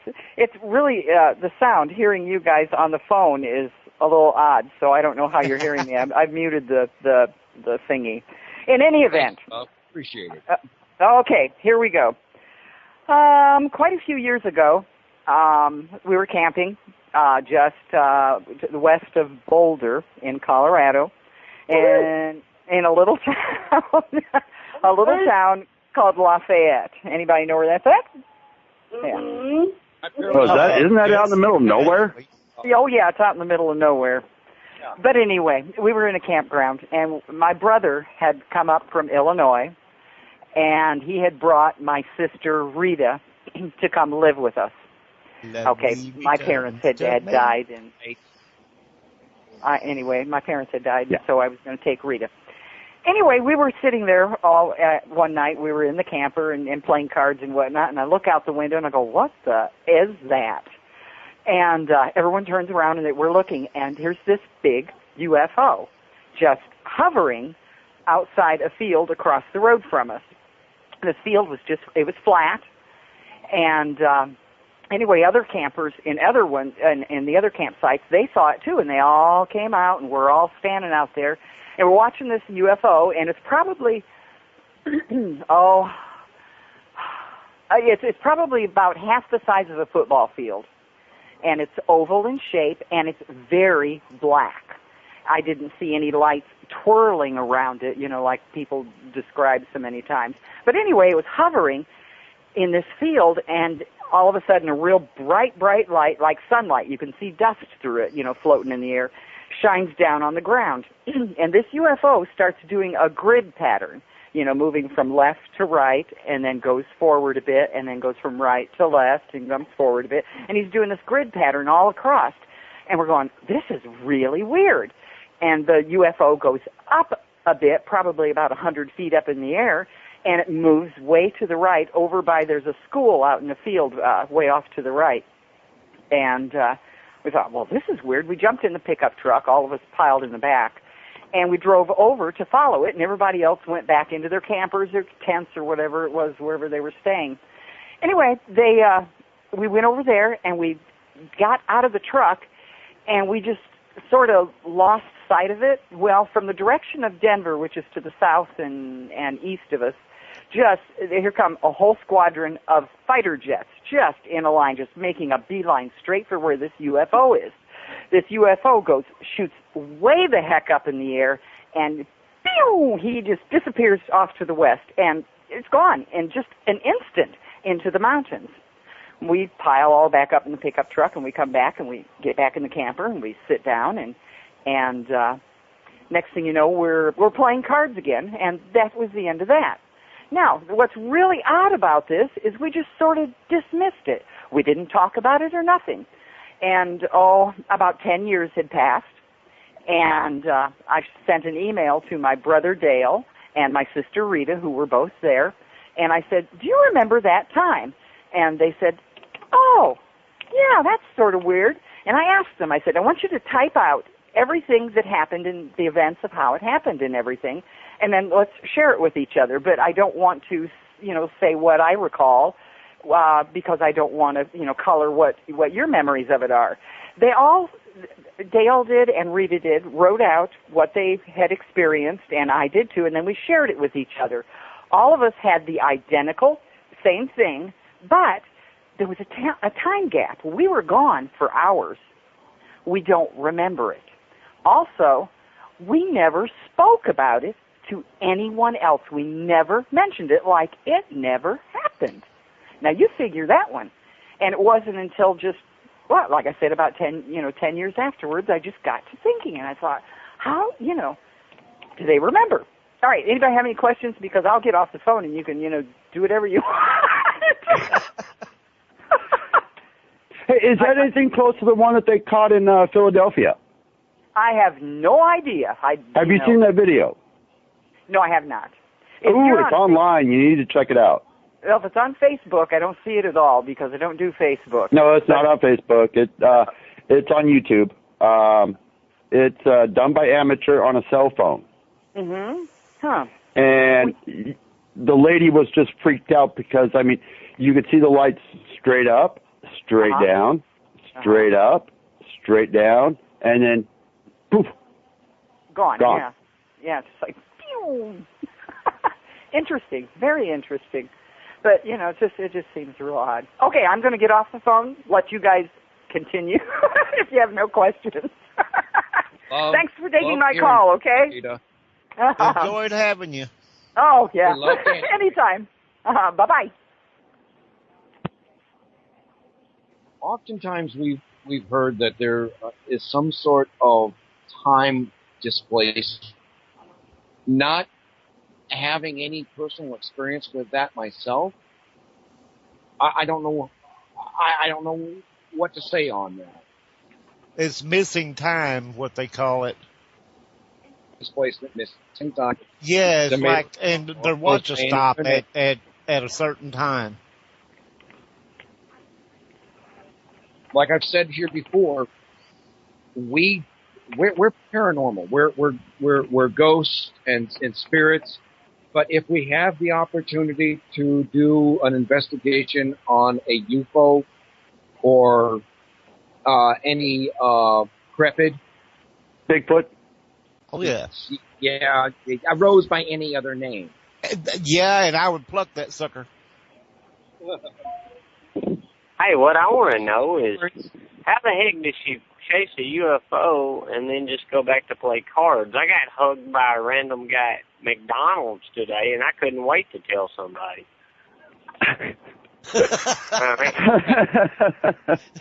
You ain't right, Dusty.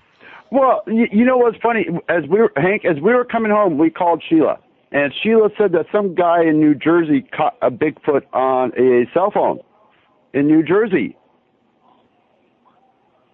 Well, I'm sure Jeff Kelly would agree with the fact that depending on the density of the of the forest in that area, yeah. But there's no old growth back there. And by definition of that last show, it primarily is an old growth. Laura, are you still on the line? Yes, sir. Would you care to elaborate on your Sashi? Yeah. We were heading up to go camping, myself and an ex, many years ago when my son James, who's now 30, was 4, and his younger brother was just a few months old, Ricky, my second son. And so it would have been probably about 26 years ago. We were heading up on Highway 2 toward Index, and just about close to where we would usually stop at our normal area. You know, we had a couple of favorite spots up there or whatever. And the car was slowing down so that we could find our, driveway into our usual spot. There was a spot that had a cement slab with 2 logs poking out over the water. I think it was the Skycomish River. Anyway, we were slowing down looking for the spot, and I'm just kind of looking over on the right side of the trees while the driver's side, looking over the driver's side, whatever. I'm on the passenger side. And I looked, and I saw in the trees 2 bright red eyes pretty far apart from each other at about the height of 7 or 8 feet, and a furry face. And it looked kind of like a monkey and kind of like a human, but it did not look like a freaking bear. And I told him, stop the car, and he refused. He backed up finally after ways and couldn't figure out. By the time we got back, of course, there was nothing there anymore. Do bears' eyes show up red in the dark? Bears don't have a human face, though, but look partially human and partially ape-like. Right. I know what a bear looks like. I was just asking the question, though, to ward or to take away any possibility of a bear. Okay, if their eyes don't glow red like that in the night, then yeah, they would. But the eyes were not all that I saw. I know. I was just wondering if they did. Sure. Roger? Yes. Roger, here's the thing of it, okay?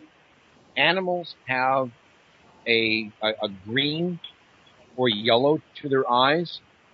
Only humans or human-like.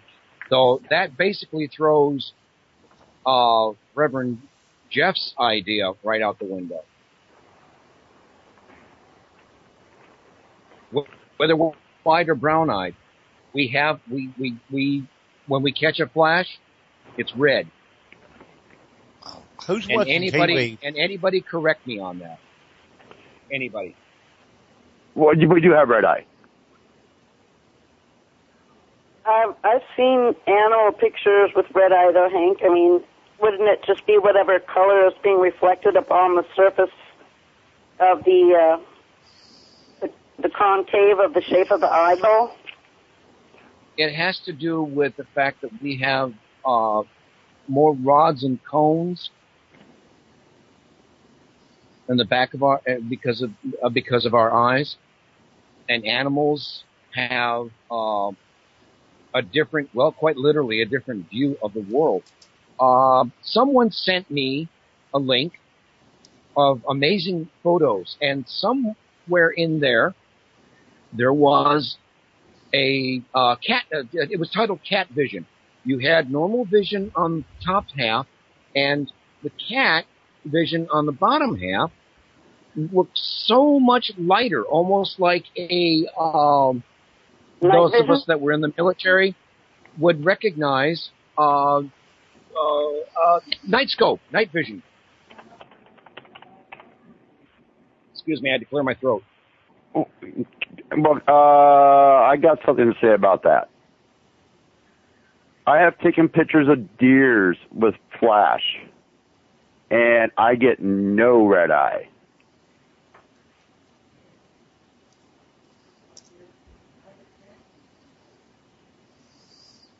Wouldn't it depend on what angle that the light was hitting the deer's eyes? It was dead on. Exactly. It would have to be at an angle for it to reflect. No, not necessarily. It's like us. But I was just bringing that up to see. If light is directly at something, it's going to go directly into. It's not going to bounce off of. Angular light prisms, things like that, that's already been kind of a scientifically proven thing where the concave of light reflection, refractory, has got to be at an angle for it to bounce off and go somewhere else. That's something worth looking into, to double check that. Okay, I just brought that up just to try to rule out the bear thing, because I'm not disagreeing with what you saw. Yeah, and on the average, the bears in that area are usually just brown bears. They're pretty short, small animals. They're not like the height of a grizzly might be, 7 or 8 feet. They usually don't get much bigger than 5 or 6 feet tall. If that, I mean... And that rolls that out. Bears don't stand on their hind legs behind a tree in the first place, you know. And if they're looking at something or feeding, you know, you're probably going to see the shape of a bear face, too. But was definitely not a bear.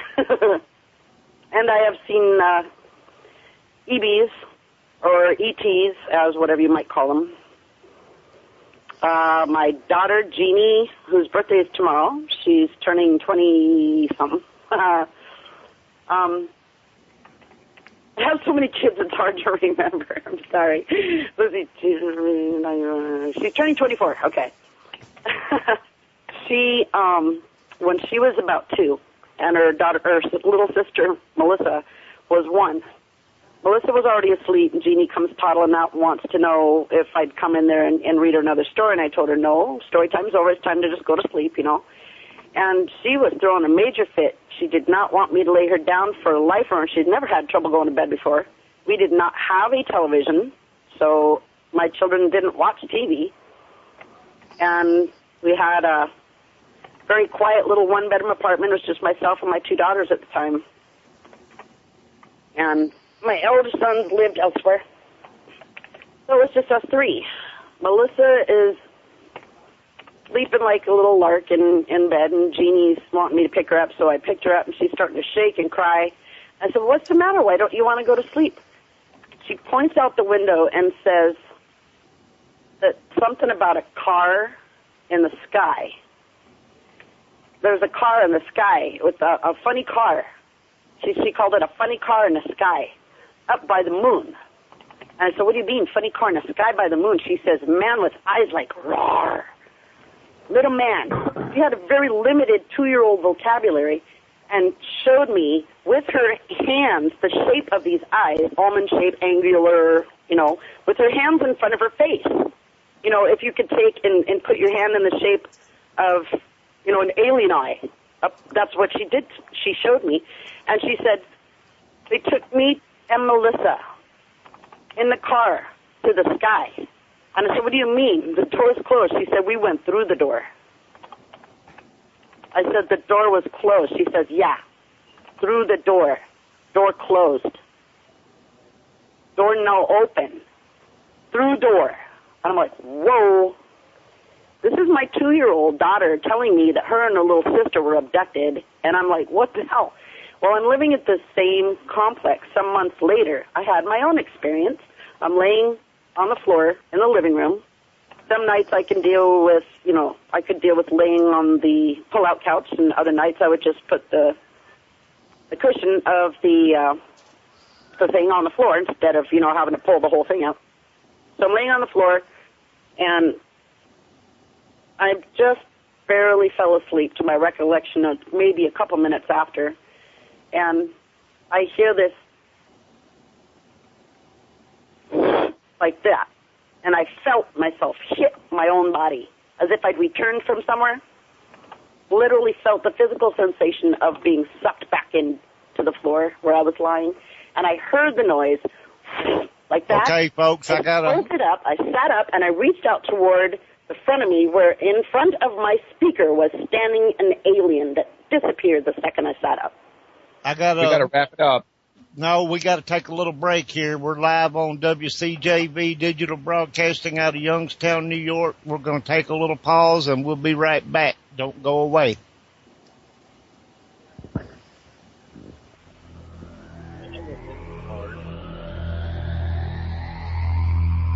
You are listening to WCJV Digital Broadcasting, Youngstown, New York.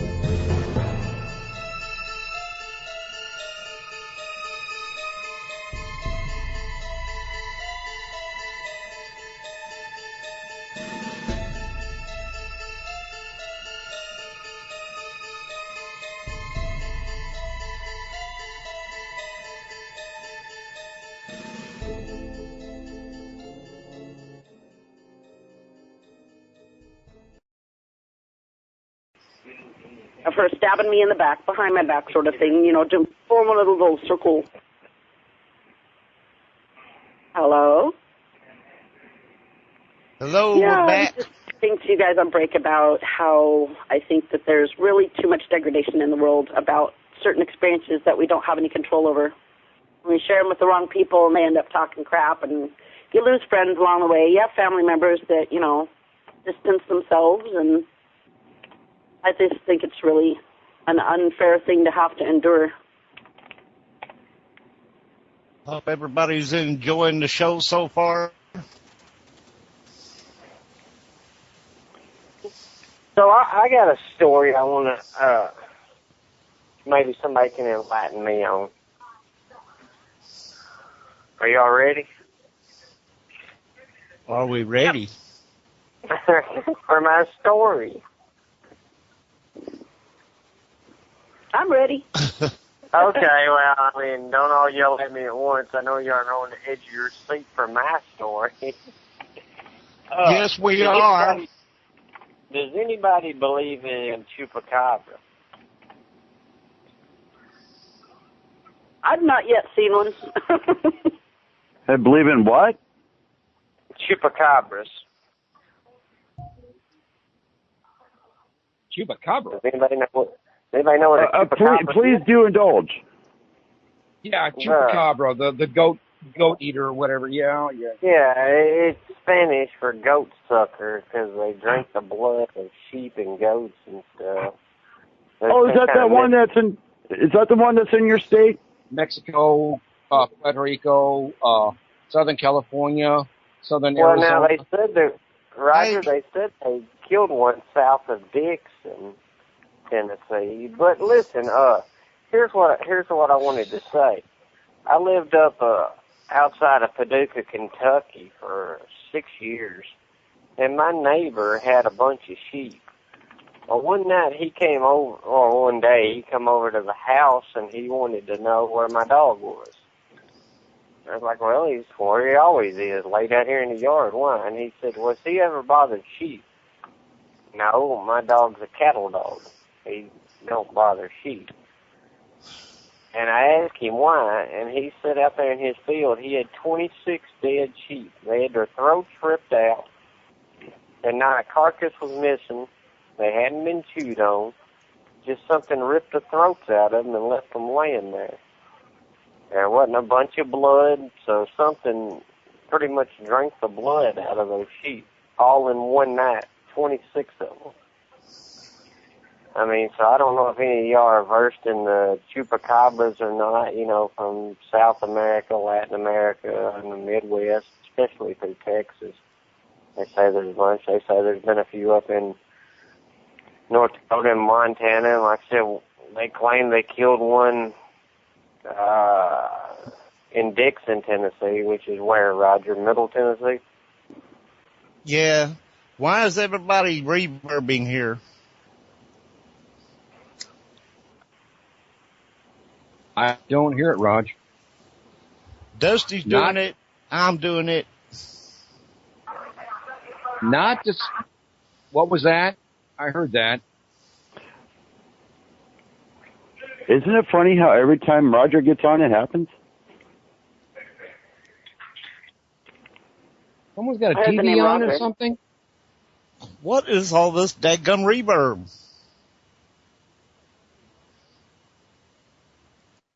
I'm not hearing reverb, but I did hear a voice in the background say Roger rather quietly. So did I. Sounds like a female. Dun, dun, dun, dun, dun, dun, dun, dun. I'm not saying a word. Roger's name on the television. I don't know about it being the television. Okay, this is driving me up a brick wall. I heard the name. I'm not going to say a word. Not helping Toby. I'm not saying a word. Does anyone have a television on? Not here. Not it's on the phone. We don't have ours on. It's going to be good. Like Edith says, it's going to be interesting to listen to the show after we're done. Yep. But what do you expect of the paranormal? And it doesn't matter if what we're dealing with. It's outside of the norm, still under that heading of parapsychology. Okay. I'm going to mute my audio. We've got sirens going by. Yeah, I heard that. But like I was going to say, not speaking ill of any part of the country, when I was down south,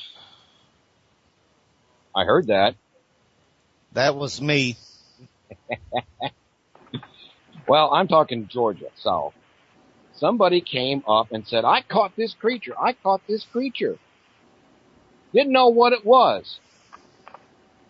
There was no way I could tell this particular individual that he had a bloody cat. I mean, this thing had been living off the land, and it was that huge. I mean, it wasn't lynx size, but it was bigger. Well, those of you that know me know how big Dude is. It was bigger than Dude. But he had it in this cage like, oh my God, what did I get? I don't know what it is. What the hell is that? What the hell is that? You remember that Saturday Night Live back in the 70s? Bill Murray and somebody else. What the hell is that? 3 or 4 different ways. Hey, I know this is. I know what that is. That was Steve Martin and Bill Murray. Oh my goodness. I know this is going off topic, but I'm carrying on 3 different chats and 3 different arenas here. I was in the chat room and Facebook and another ordeal. But a person on Facebook just mentioned they are hearing somebody breathing very heavily on the show. Okay. You're leaving me hanging there, buddy. He's snoozing. I'm going to go ahead and hang up for you, Hank, and I'm going to listen to the rest of the show. Thank you guys for having me. It was good having you, hon. It was good having you, hon. Talk to you guys next week. Thank you for coming. Dita, why are you calling me a pervert? Of course I am. But I mean, why are you calling me one? Jeez. You see Hey, that, Hank? Jack? She's calling me a pervert. Yeah. Hey, that could have been me breathing heavy. I was thinking back to that guy that hugged me in McDonald's today.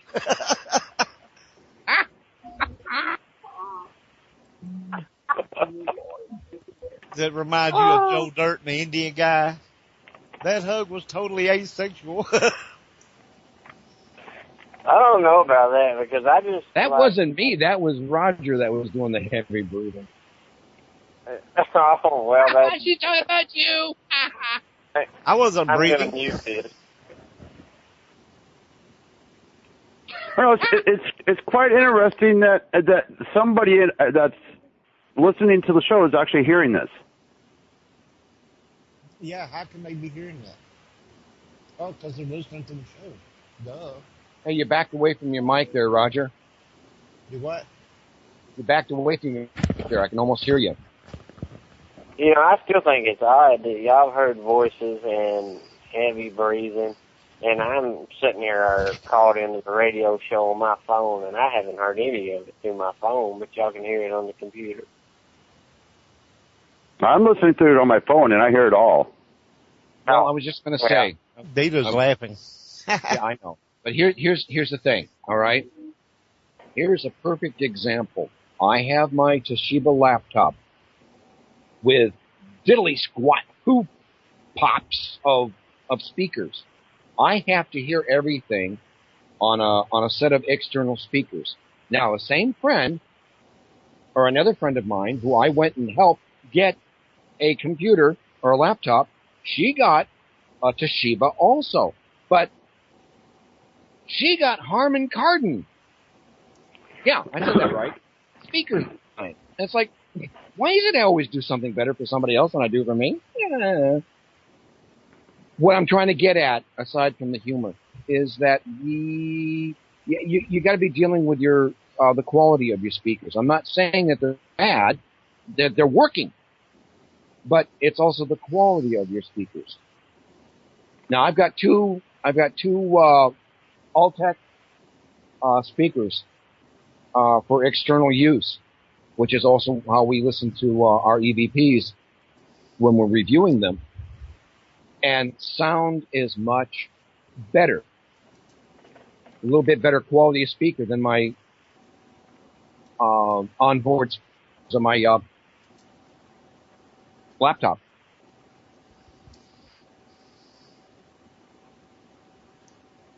Somebody else can talk now. It's okay. I was trying to tell Cindy that I'm hearing everybody twice. Okay. Well, hey, Roger. Hey. Yes. I know you're a man of great wisdom on this. Okay. Yeah, they are. Yeah, they are, Laura. Hey, what's your take on movement with orbs? Movement? You're talking to somebody that's still having a hard time believing in orbs. Exactly. Well, if it moved up to my face and said, "Hey, Raj, I'm an orb," we've had that discussion, Roger. I think that'd be pretty good movement. Hey, Roger. Yeah. The picture of me on our website, on the main website. Right. What about that one in front of me when you can see it clearly flying by at a high rate of speed in that picture because it's got a tail flying by? And like I told you, I seen a ball of light when it went by. I was watching that thing fly around inside the house. And you know me, I'm not an orb man either. That was dust, Dusty. That was dust. You guys are misunderstanding my whole concept. I'm not saying they don't exist. I'm just saying I haven't really seen, except for maybe that one with the little boy. What? And that one in the cemetery. The video. I need to that see have that really video. shown me anything, that stood out. Hey, Roger. Yeah. I need to send you that video, and you can send that video to Hank or whoever, because you know what he's talking about, that little boy, Hank? I have not been able to get on I didn't realize you guys had a website. I would have loved. Way to promote us, Roger. Yeah, I love you too, Roger. No, it's Half Past Dead Paranormal Investigations, or Half Past Dead Paranormal Half Past Dead Paranormal Investigations. You can put in, yeah, and it'll pop up. .weebly.com. Well, you can just put in Half Past Dead Paranormal and it'll pop up. You know what he's talking about, that video that somebody sent to me about the little boy? Here's the way it went. The little boy was sitting there, and he walked off by himself. And like Roger said, he got a book or something, and he's got a little truck, and he sets the truck down. And then the little boy looks down and kind of tugs at his shirt a little bit. And when he tugs at his shirt, a ball of light flies right out of the middle of his chest, and he watches it for a second as it flies away. And I know the people personally that sent that to me. They've been telling me they got ghosts in their house for a while, and keep saying, I'm going to call y'all over. I ain't scared of them. But then they just sent me that video all of a sudden. And I have to send that to Roger and let him send it to you somehow so you can look at it and see what you think. Upload it to YouTube and you can send it to anybody. Oh, yes, Roger. I'm going to upload it to YouTube. I can barely find YouTube, man. I'll send it to you, and you can upload it to YouTube. Okay, won't you send it to me, and I'll upload it to YouTube. Absolutely. Absolutely. Yeah, I can break a horse, but I can't upload a video, man. You know? Well, two totally different mindsets, bro. Two totally different mindsets. That's what makes me and Roger so compatible, because Roger is great with the technology stuff, and, well, I'm good looking, so that's how we get all the jobs we get, you know? I mean, so. But no, what's y'all's opinion on Ouija boards? Oh, God. Because I have actually been in the hospital room in St. Louis where they performed the exorcism that they made the movie The Exorcist about. Because it was actually performed in St. Louis in a hospital. And I got the opportunity before they tore that wing down to go in there. Sir? Let me explain it this way, okay? My grandmother, who is why I can claim to be a fourth generation Wiccan, okay, was able to work with a Ouija board for like 20 years with no problems. And yet I hear people that as soon as they touch them, they start having issues. Now, like I've mentioned before, I am Wiccan. Something makes sense about this. If you open a circle for whatever communication, you have to close that circle. So if you open up a communication, you have to close it. Because I posed this question one time before in our Google community, Rogers and my Google community. If we're doing basically the same thing with communicating with spirits with rods, pendulums, and the like, what makes that so different than a Ouija board? Right. There's that exact point right there. We opened a circle, we close it. And people aren't understanding that discipline. Now, having said that, I'm fervently hoping that people aren't going to just, oh, now we know how to work with them. Oh, joy. No, don't. Bremerton. What was that, bartender? Bremerton. Yeah. I hear you now. I like my version better. Barkeep. Yeah, Bremerton. Yeah, exactly. You got to know what you're working with in order for it to work and to close it. If you don't know what you're doing or dealing with, don't mess with it. That's my thing, period, flat out. There is no ands, ifs, and buts with me on it. If you don't know what you're doing, don't mess with it. Don't play with it. If you know what you're doing, go right ahead. Feel free. I'd still approach with thought. That's just my feeling on the Ouija board. Yeah, well, I pretty much agree with it, too. I mean, I have several. I have one that's over 100 years old that when you do mess with it, it's very active. But, you know, I'm like you. You got to respect the thing, and you got to learn the rules of it. If you don't know the rules of it, you can get messed up real quick. You know. Bravo. If you follow the rules, it's just simple rules you have to follow. I mean, but, you know, Parker Brothers seems to forget the instructional guide all the time now.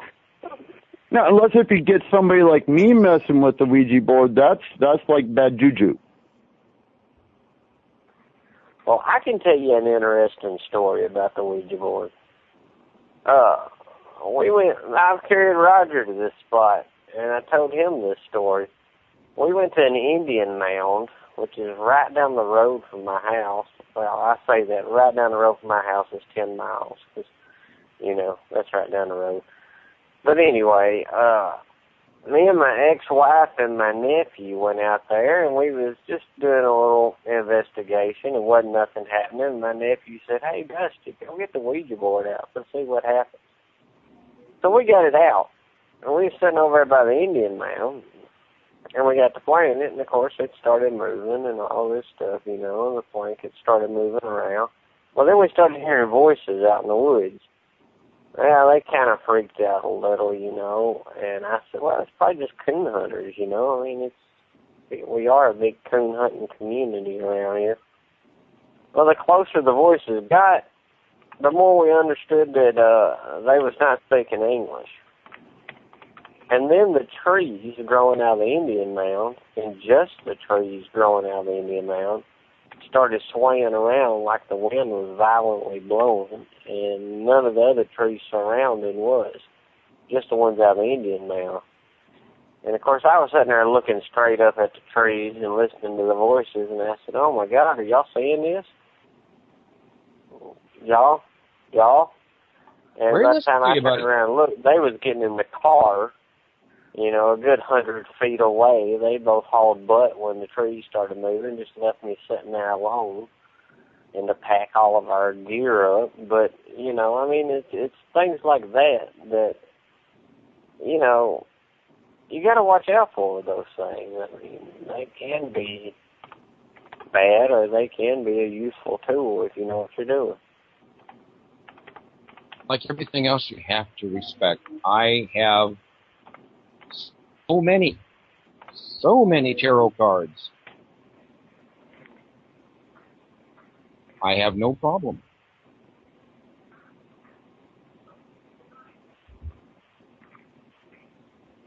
And with that having been said, yeah, okay, who said yeah? Not me. Not me. I heard that. I heard that. Yeah.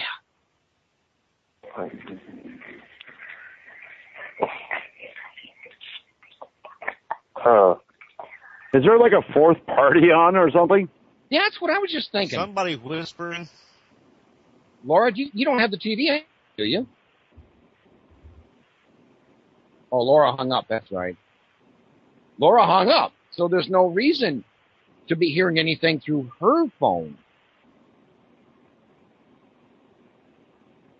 I bet you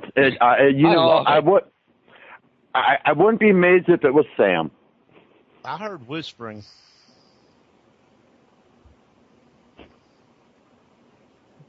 You got it. Yeah, it would not be Sam or Pete. Probably Sam. Probably Sam. You got to remember what I said earlier today. Sam was pretty much upset at me. Yeah. Every now and then I get, I mean, it's, I don't know if it's coming from my end or if it's coming from another end or if it's a conjunctional white noise, which could be very well possible. Well, everybody's reverbing on me. Everybody's saying everything twice. Yeah, Laura's telling me no, TV on, no. Okay. Well, you're not on the phone with us anymore, so we wouldn't be hearing it from you. Hang on, I gotta tell you this, since Roger's hearing everything fast, I am better looking than Roger. Is that your mantra, Dusty? That's just me. I wanted Roger to hear it twice, because he has to hear it about 100 times every time we're on an investigation. So I wanted to make sure he at least heard it twice today. That's okay. I'm Santa Claus. Yep. Ho. Yeah, I'm still not hearing none of this stuff y'all are hearing, which is really cool. There was somebody whispering a while ago. You're missing it, buddy. You're missing it, bro. Yeah, there's been all kind of stuff going on. Well, if we didn't have to pump sunshine in where I live, I might be able to get internet access.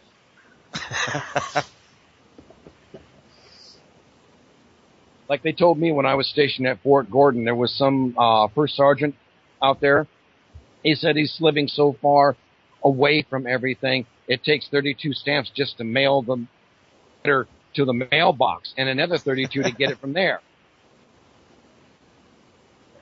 Well, Roger knows how far out I am. I'm out here in the middle of nowhere, really. Dusty, get you a satellite. Oh my gosh, do I look like I'm made of money? I'm never here. You live alone, for Pete's sake, Dusty. It's not like you got a woman to take care of. No, but I got all these prostitutes I have to pay for all the time. Sorry, that slipped out. That could be another show, you and Roger picking on each other. But yeah, we've got all kinds of activity around here. Well, heck, Roger's daughter lived just a stone's throw, and I literally mean a stone's throw from here. And we got all kinds of great EVPs out of her house. Everywhere they live, I get EVPs out of their house. I think it's attached to them. I believe it. It is possible. All joking and kidding aside, it is possible. The one that we got where they live now, that was really weird. We were out in the yard and we were walking up to the house and we had a disembodied voice. You heard it out loud. What was the history of the home or the property? Welcome to my house. We don't know. Yeah, that's your house too, buddy. Yeah, I know. But we plainly had one because we had made the comment that they could follow us up to the house, but they couldn't stay. And the voice just came right out of the air and said, "I ain't staying." I heard an uh-oh. I answered Laura about the show almost over. I said, yeah, a couple more minutes, and I heard a uh-oh. They don't want us to go. They're not through yet.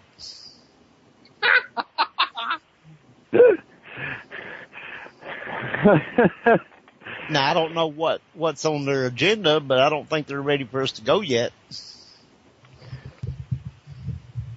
Well, Hank, dark end of the year, so the basic center. Hey, Hank, I say we get plane tickets gathered up and we fly Roger out to my house. Yeah, I was thinking the same thing. Poor guys. Roger would have a conniption fit. It would blow almost any and every single theory, and if anybody has seen my pictures that, I allow Hank to send them out or post them. If you've seen any of my pictures from my place, it will blow any and all theories out the window. No, Dita, he doesn't have as many now, and that's why we were talking about Sam, who resides in one room off of his den. Pete doesn't get too active, but everybody else has been crossed over. Okay, guys, I got to give some call letters here. We're live on WCJV Digital Broadcasting out of Youngstown, New York. May I indulge about Pete? Pretty Will you indulge? Okay. Pete, he's one of my 7 residents in my house. Pete, my other half was in the kitchen. He's got his commitment ring on his finger. Pete literally removed it off of his finger and took it on the other side for 4 days. Now, we were looking all over the house. We have torn our house just to bits looking for this ring. After the 4th day, he found it under the pillow where his head was, on the bed. Like if you were to put a tooth underneath the pillow.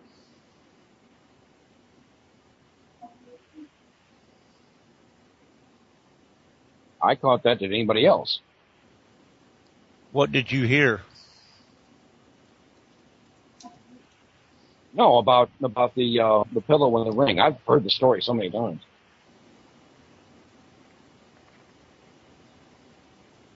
I know. It's just one of those things that, you want to talk about astral projecting? That's Pete. Actually, that's apporting. Now, Pete is a spirit, right? Yes, he's a spirit. Sheila, the one that was on the Spanaway Lake investigation with us, she was here for almost 14 days. She had a little travel case of medicine. It went from Sunday to Saturday, and she had another bottle of some other stuff. Well, she saw it the first day. She woke up. She went to go get her meds the next day. Gone. Gone. Clearly gone. She comes running out here into the den and says, Toby, somebody has taken my pills. I said, well, I'm sorry, I'm not a pill popper. I just, no, I don't know. I have no clue. And it didn't dawn on me until my other half woke up and said, it was Pete. Pete took it to the other side. I don't know what in the world would a spirit do with medication on the other side. 2 days later, they appeared back in her suitcase. Wow. The same location that she put them in.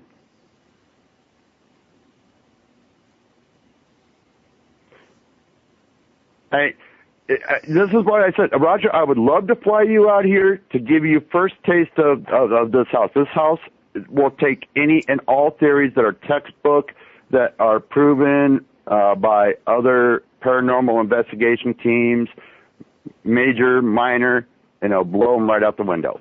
Well, now, if I came out there, I'd have to investigate some of them other places y'all go to. Hey, we would love to take you, wouldn't we, Hank? Absolutely. It's not like it's exclusive, you know what I'm saying? The Soldier Cemetery, I'd really love to go there. Oh, you got to visit the Marine that's up with all the women. The only male that is buried with 7 women. Wow. Well, that's my destiny. The Marine that's buried with 7 women. That is so many. Hey, now that kind of sounds like the Muslim thing. If you give your life for your country, you'll go to and you'll have 7 virgins when you get there. So you got the idea was 42. And I love 72. 72. I thought it was 42. But anyway, it still makes sense to me of how Walter views it. Give me 42 slutty broads. At least they know what they're doing. Oh, my goodness. What I always say. That's what I always say. Muslims can have their 72 virgins. Right. I would love to come up there and check that all out, but Fortune and Fame has not wanted to come to me, so I don't see that happening any time in the near future. But if it ever does, yeah, there's lots of people I'm going to go visit, like you guys and some other people, and hang out and investigate, have a good time and all that, because my bucket list is huge. Well, now I will say this. Before Hank, before I was introduced to Hank, I had another team in here. They opened up the door to all and anything. They came in like a bunch of jokers and did basically what they were not supposed to do.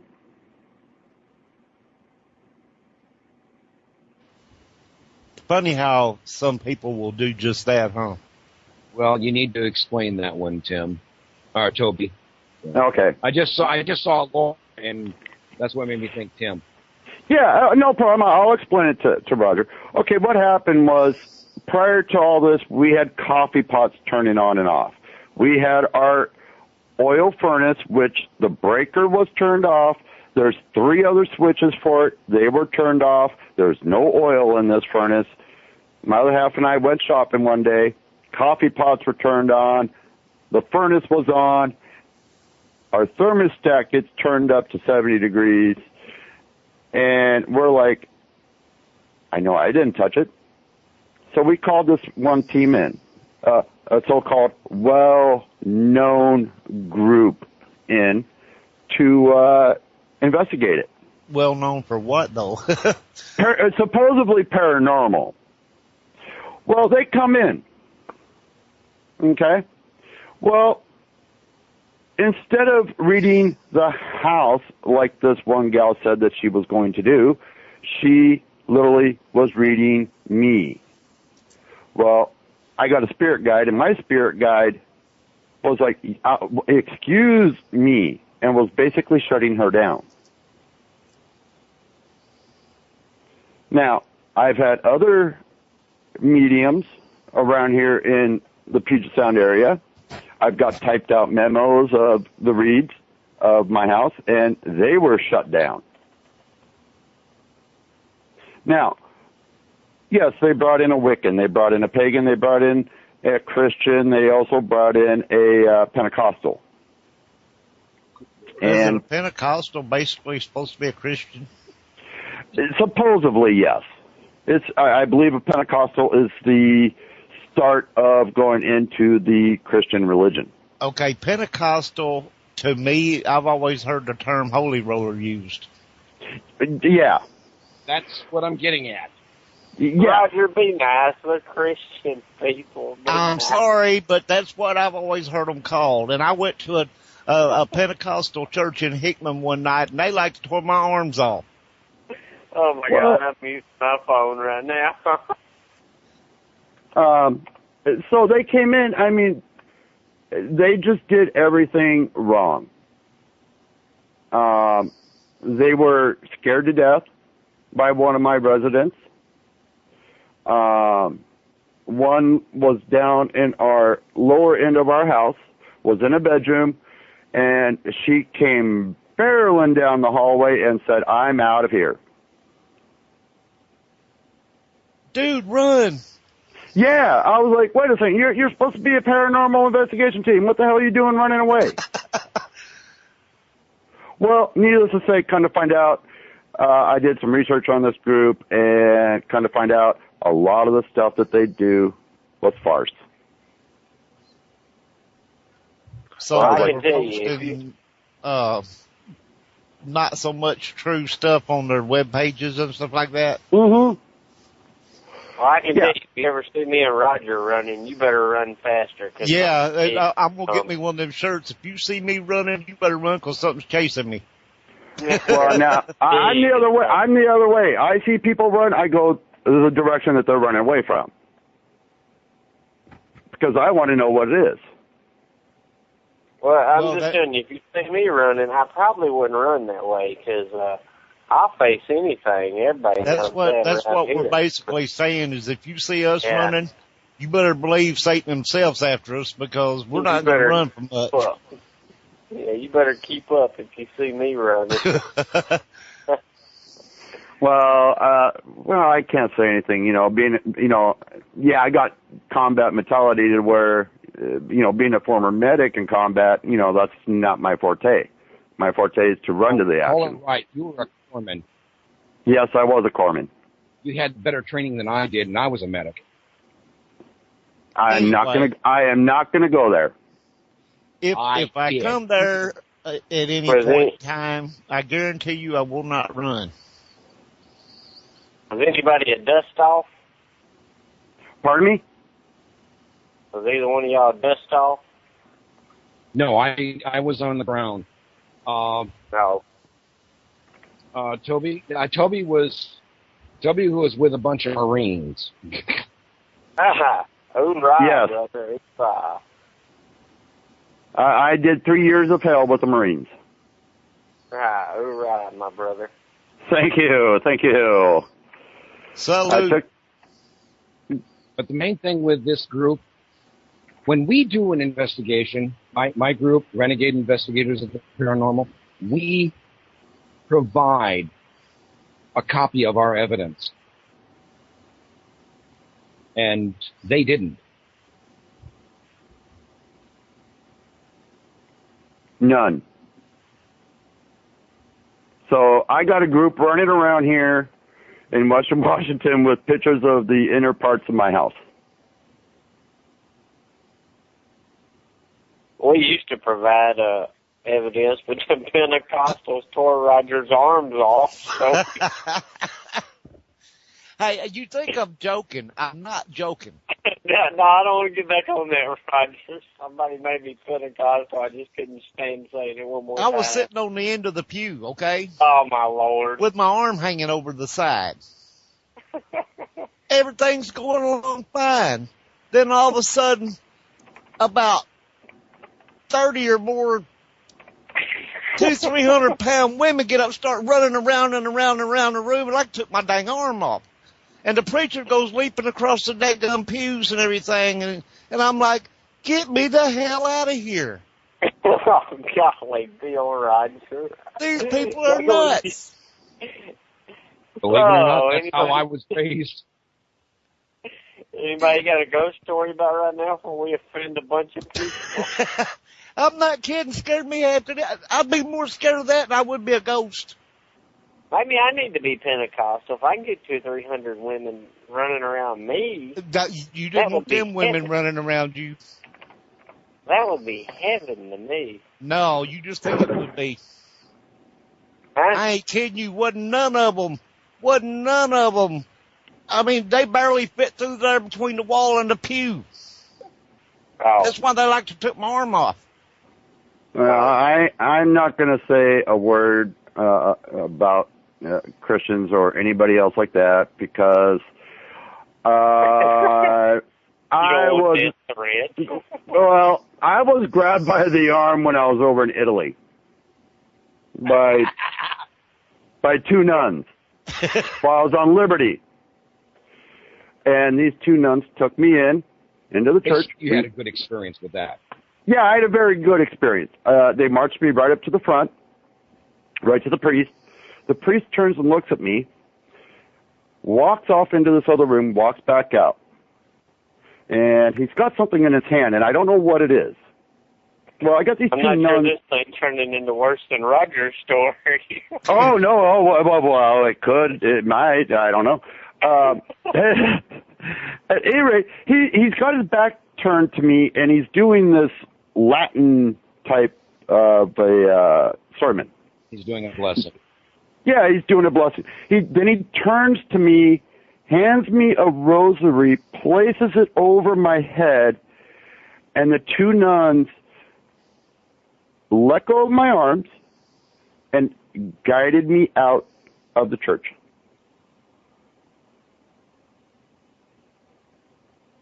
And the purpose of this was? They saw something about me that I really did not know until, oh gosh, 3 years after I got out of the military. In other words, what he's saying, Roger, is the roof of the church was about to fall in. Oh, be nice. Jeez. Well, no. Well, what it was basically a blessing from the higher above, saying, "Okay, we know your ability. We know that you're going to discover it, but we're not going to tell you." Ah, okay. Huh. See, he was introduced to it a lot nicer than I was. Whoa. What do you mean nicer? Let me explain it this way, okay?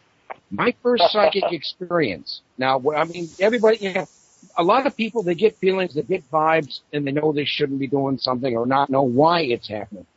But when you're driving back from a hunting trip and you passed by this Civil War cannon, okay, I think it was like maybe a 3 or 4 pounder cannonball that it would fire. You drive past it and you look and you see the flames coming out, the smoke billowing around, and it's like, where's the report? Hey guys, did you see what the? They turn around and look at me. It's like, wait a minute, what are you here? What are you talking about? That's never mind. I told my mom about it. She said, "Are you experimenting with marijuana again?" I go, "Gee, thanks, Mom. I appreciate that." That sounds like my grandma the first time I told her I seen a ghost. When I was 9 years old, and she said, "There ain't no such thing as a ghost, boy. Don't let me hear you say that no more." Yes, ma'am. It's so played off. It was years that I told my mother this story. It was Christmas Eve. And being a kid, we were like, what can I say? Like 7 or 8. So, about what's going on. Christmas morning. Yeah, man, I can't sleep. All of a sudden, I hear this ching, ching, ching, ching, sleigh bells. And I jump to the window. Now, this is an old farmhouse. I'm on the 2nd story. So I'm looking out. And it's like, I'm thinking, wait a minute. We're a 1/4 of a mile off the road, and it's a 1/4 mile either way of the driveway. I mean, this is like a 200-acre farm, okay? Who in the world at this time of night is driving in a sleigh? And then it dawned on me, oh, my God, Santa Claus is real. I jumped out of bed. Of course he is. He's my co-host. My other host. That's smart out. So I told Mom years later, and she says, "Oh, well, that was Aunt Ellie." And Aunt Ellie? Really? Yeah, Aunt Ellie not only loved Christmas, but she loved kids at Christmas.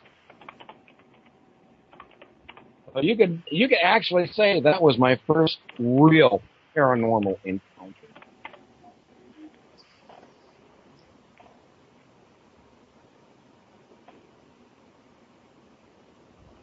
Cricket chirp, cricket chirp, cricket chirp. What the heck's going on? I don't hear anybody anymore. Chirp, chirp, chirp, chirp. Chirp, chirp, chirp, chirp, chirp, chirp, chirp, chirp.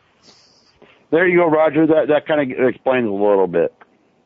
Oh, he typed it up for you there on the chat there, Roger.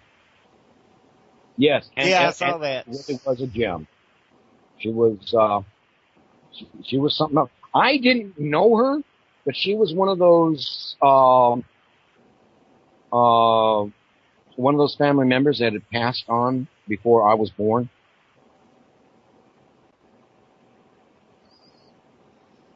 Now, I'm going to throw this in there. It has nothing to do with that, but I've told you about every time my daughter and them move in a place, we always get EVPs and stuff like that wherever they go. Yes. They were living in a building here that used to be a church. Okay. It was converted into apartments. Well. And they were talking about, you know, they were seeing a shadow figure in there, this, that, and the other. So we decided we were going to set up a camera. I had it wasn't a night vision camera. It was just a regular camera with a backlight on it. I set it up in their living room, and I ran a wire from it out to my laptop on the front porch. Nobody was in the apartment now. My daughter and her fiance at the time, they're married now, but they were sitting out there, and they had one of the cigarette rolling machines, and they were rolling cigarettes over their table, and I was sitting here at this little table with my laptop, and I'm checking to make sure my camera's coming through the laptop okay, right?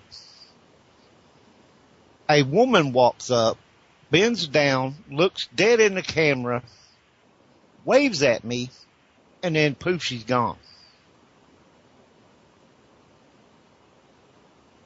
When I played the thing back on the camera, wasn't there.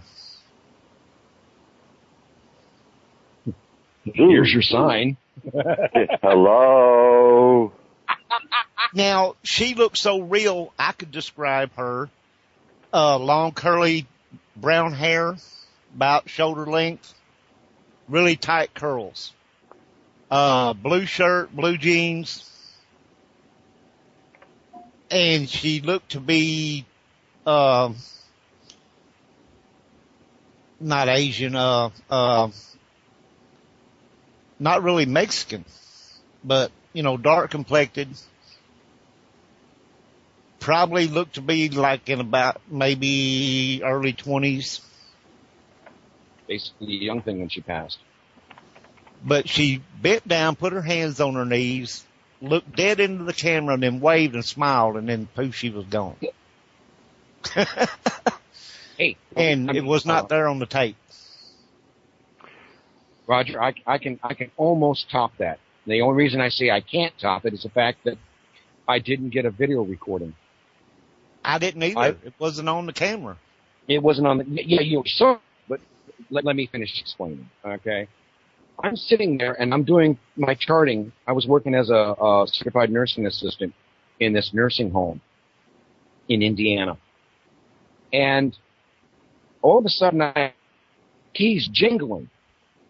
I look up from the nurse's station, and here's this woman closing this door, fumbling keys in her and putting it in her pocket. Now she's got the usual elderly lady perm that the hairdressers usually give everybody. She's wearing this kind of pinkish sweater and these kind of beige pants. I'm at 5'7", so she seemed a little shorter than me. And she walks off, and it's like, gone. Nothing there. I'm sitting here, okay. So I wait for my nurse to come back, and I ask her, this little old lady over here in this room, and she tells me it's Mrs. So-and-so. Did you know her? I said, no. Well, how do you know her? I just met her a couple minutes ago.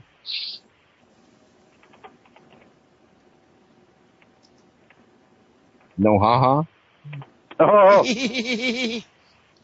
everybody's a comedian. What's illegal in most states? That's what I'm saying. What's illegal?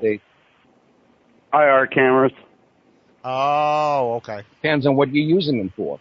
Right. Well, okay. I got mine for security. Okay. Now, Roger, Hank, I send Hank a lot of pictures. Okay. Oh, God, yeah. I mean, Hank and I will spend about an hour or 2 hours on the phone almost every morning. At least. Well, yeah. Well, we got this one that's positioned out on the side of the house, so I could see the full run of my whole entire property. Well, for a while we were getting this really strange, bizarre light that was going from one angle to the other, and then back, and then back, and then back, and back. And I was like, wait a second here. Let me run a test. So I took a laser. And I ran it out there, and I ran it on my yard, and ran it up by the camera, and you didn't see the laser. You saw it on the ground, but you didn't see it in the air.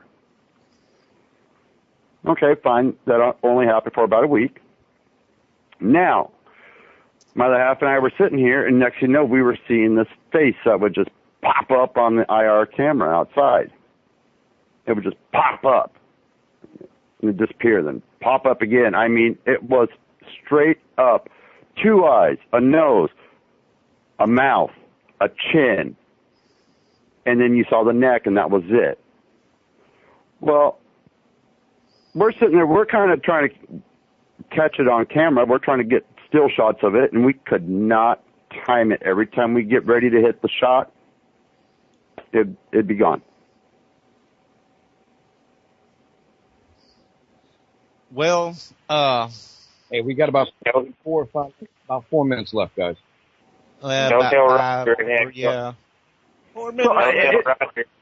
Hey, don't tell Roger it had glowing red eyes, or he'll swear it was a bear. Well, I have an issue with people that use IR cameras. Why use something that, unless if you put it on 24/7, 365 days a year, if you catch something, you could almost discredit it for something else.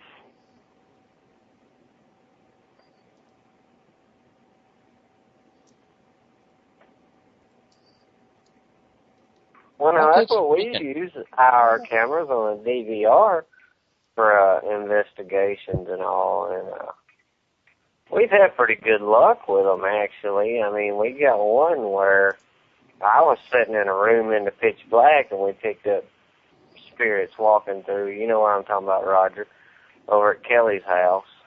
Right, that's where we captured the thing on the IR camera. Yeah. So what do you suggest using? Well, to each their own. I mean, yeah, I use mine here also to kind of catch the activity around here because, yeah, my house, you could go outside of my house and I will guarantee you will see something. I will put my guarantee stamp on it. You will get activity out here. Well, when I hit the lottery, I'm coming up there, so. Hey, well, I don't know. I gotta have you sign all these waivers and everything else, and blah blah blah blah. You know. But no, I mean, yeah. I mean, my house, yeah, as Hank and I call it, it's the lighthouse for the spirits. Then they know the boundary. Okay, folks, we got about 2 minutes left. We're going to have to start winding down. Next week, we have Chris Johansson, Casper Paranormal. Yeah, thank you, Chris Johansson. Now, everybody, man, this has been awesome. I have loved this show. I've enjoyed it. We're going to do this again, folks. Killer. We are going to do this again, no doubt. Hey, I got to say thank you for letting me jump in here. Hey, we were glad to have you. Everybody that called in, thank you very much. We appreciate it. Dusty, Al, Laura, Toby, and John, with that Enchanted Trail. Yeah, yes. Well, I can tell you, Roger, this has been a fun show. Huh? This has been 3 hours long worth of show, you know. I never done that. I ain't had this much fun since the fowls ate my little sister. You know. Yeah, we have really made you just happy as a tornado in that trailer park, huh? ATM.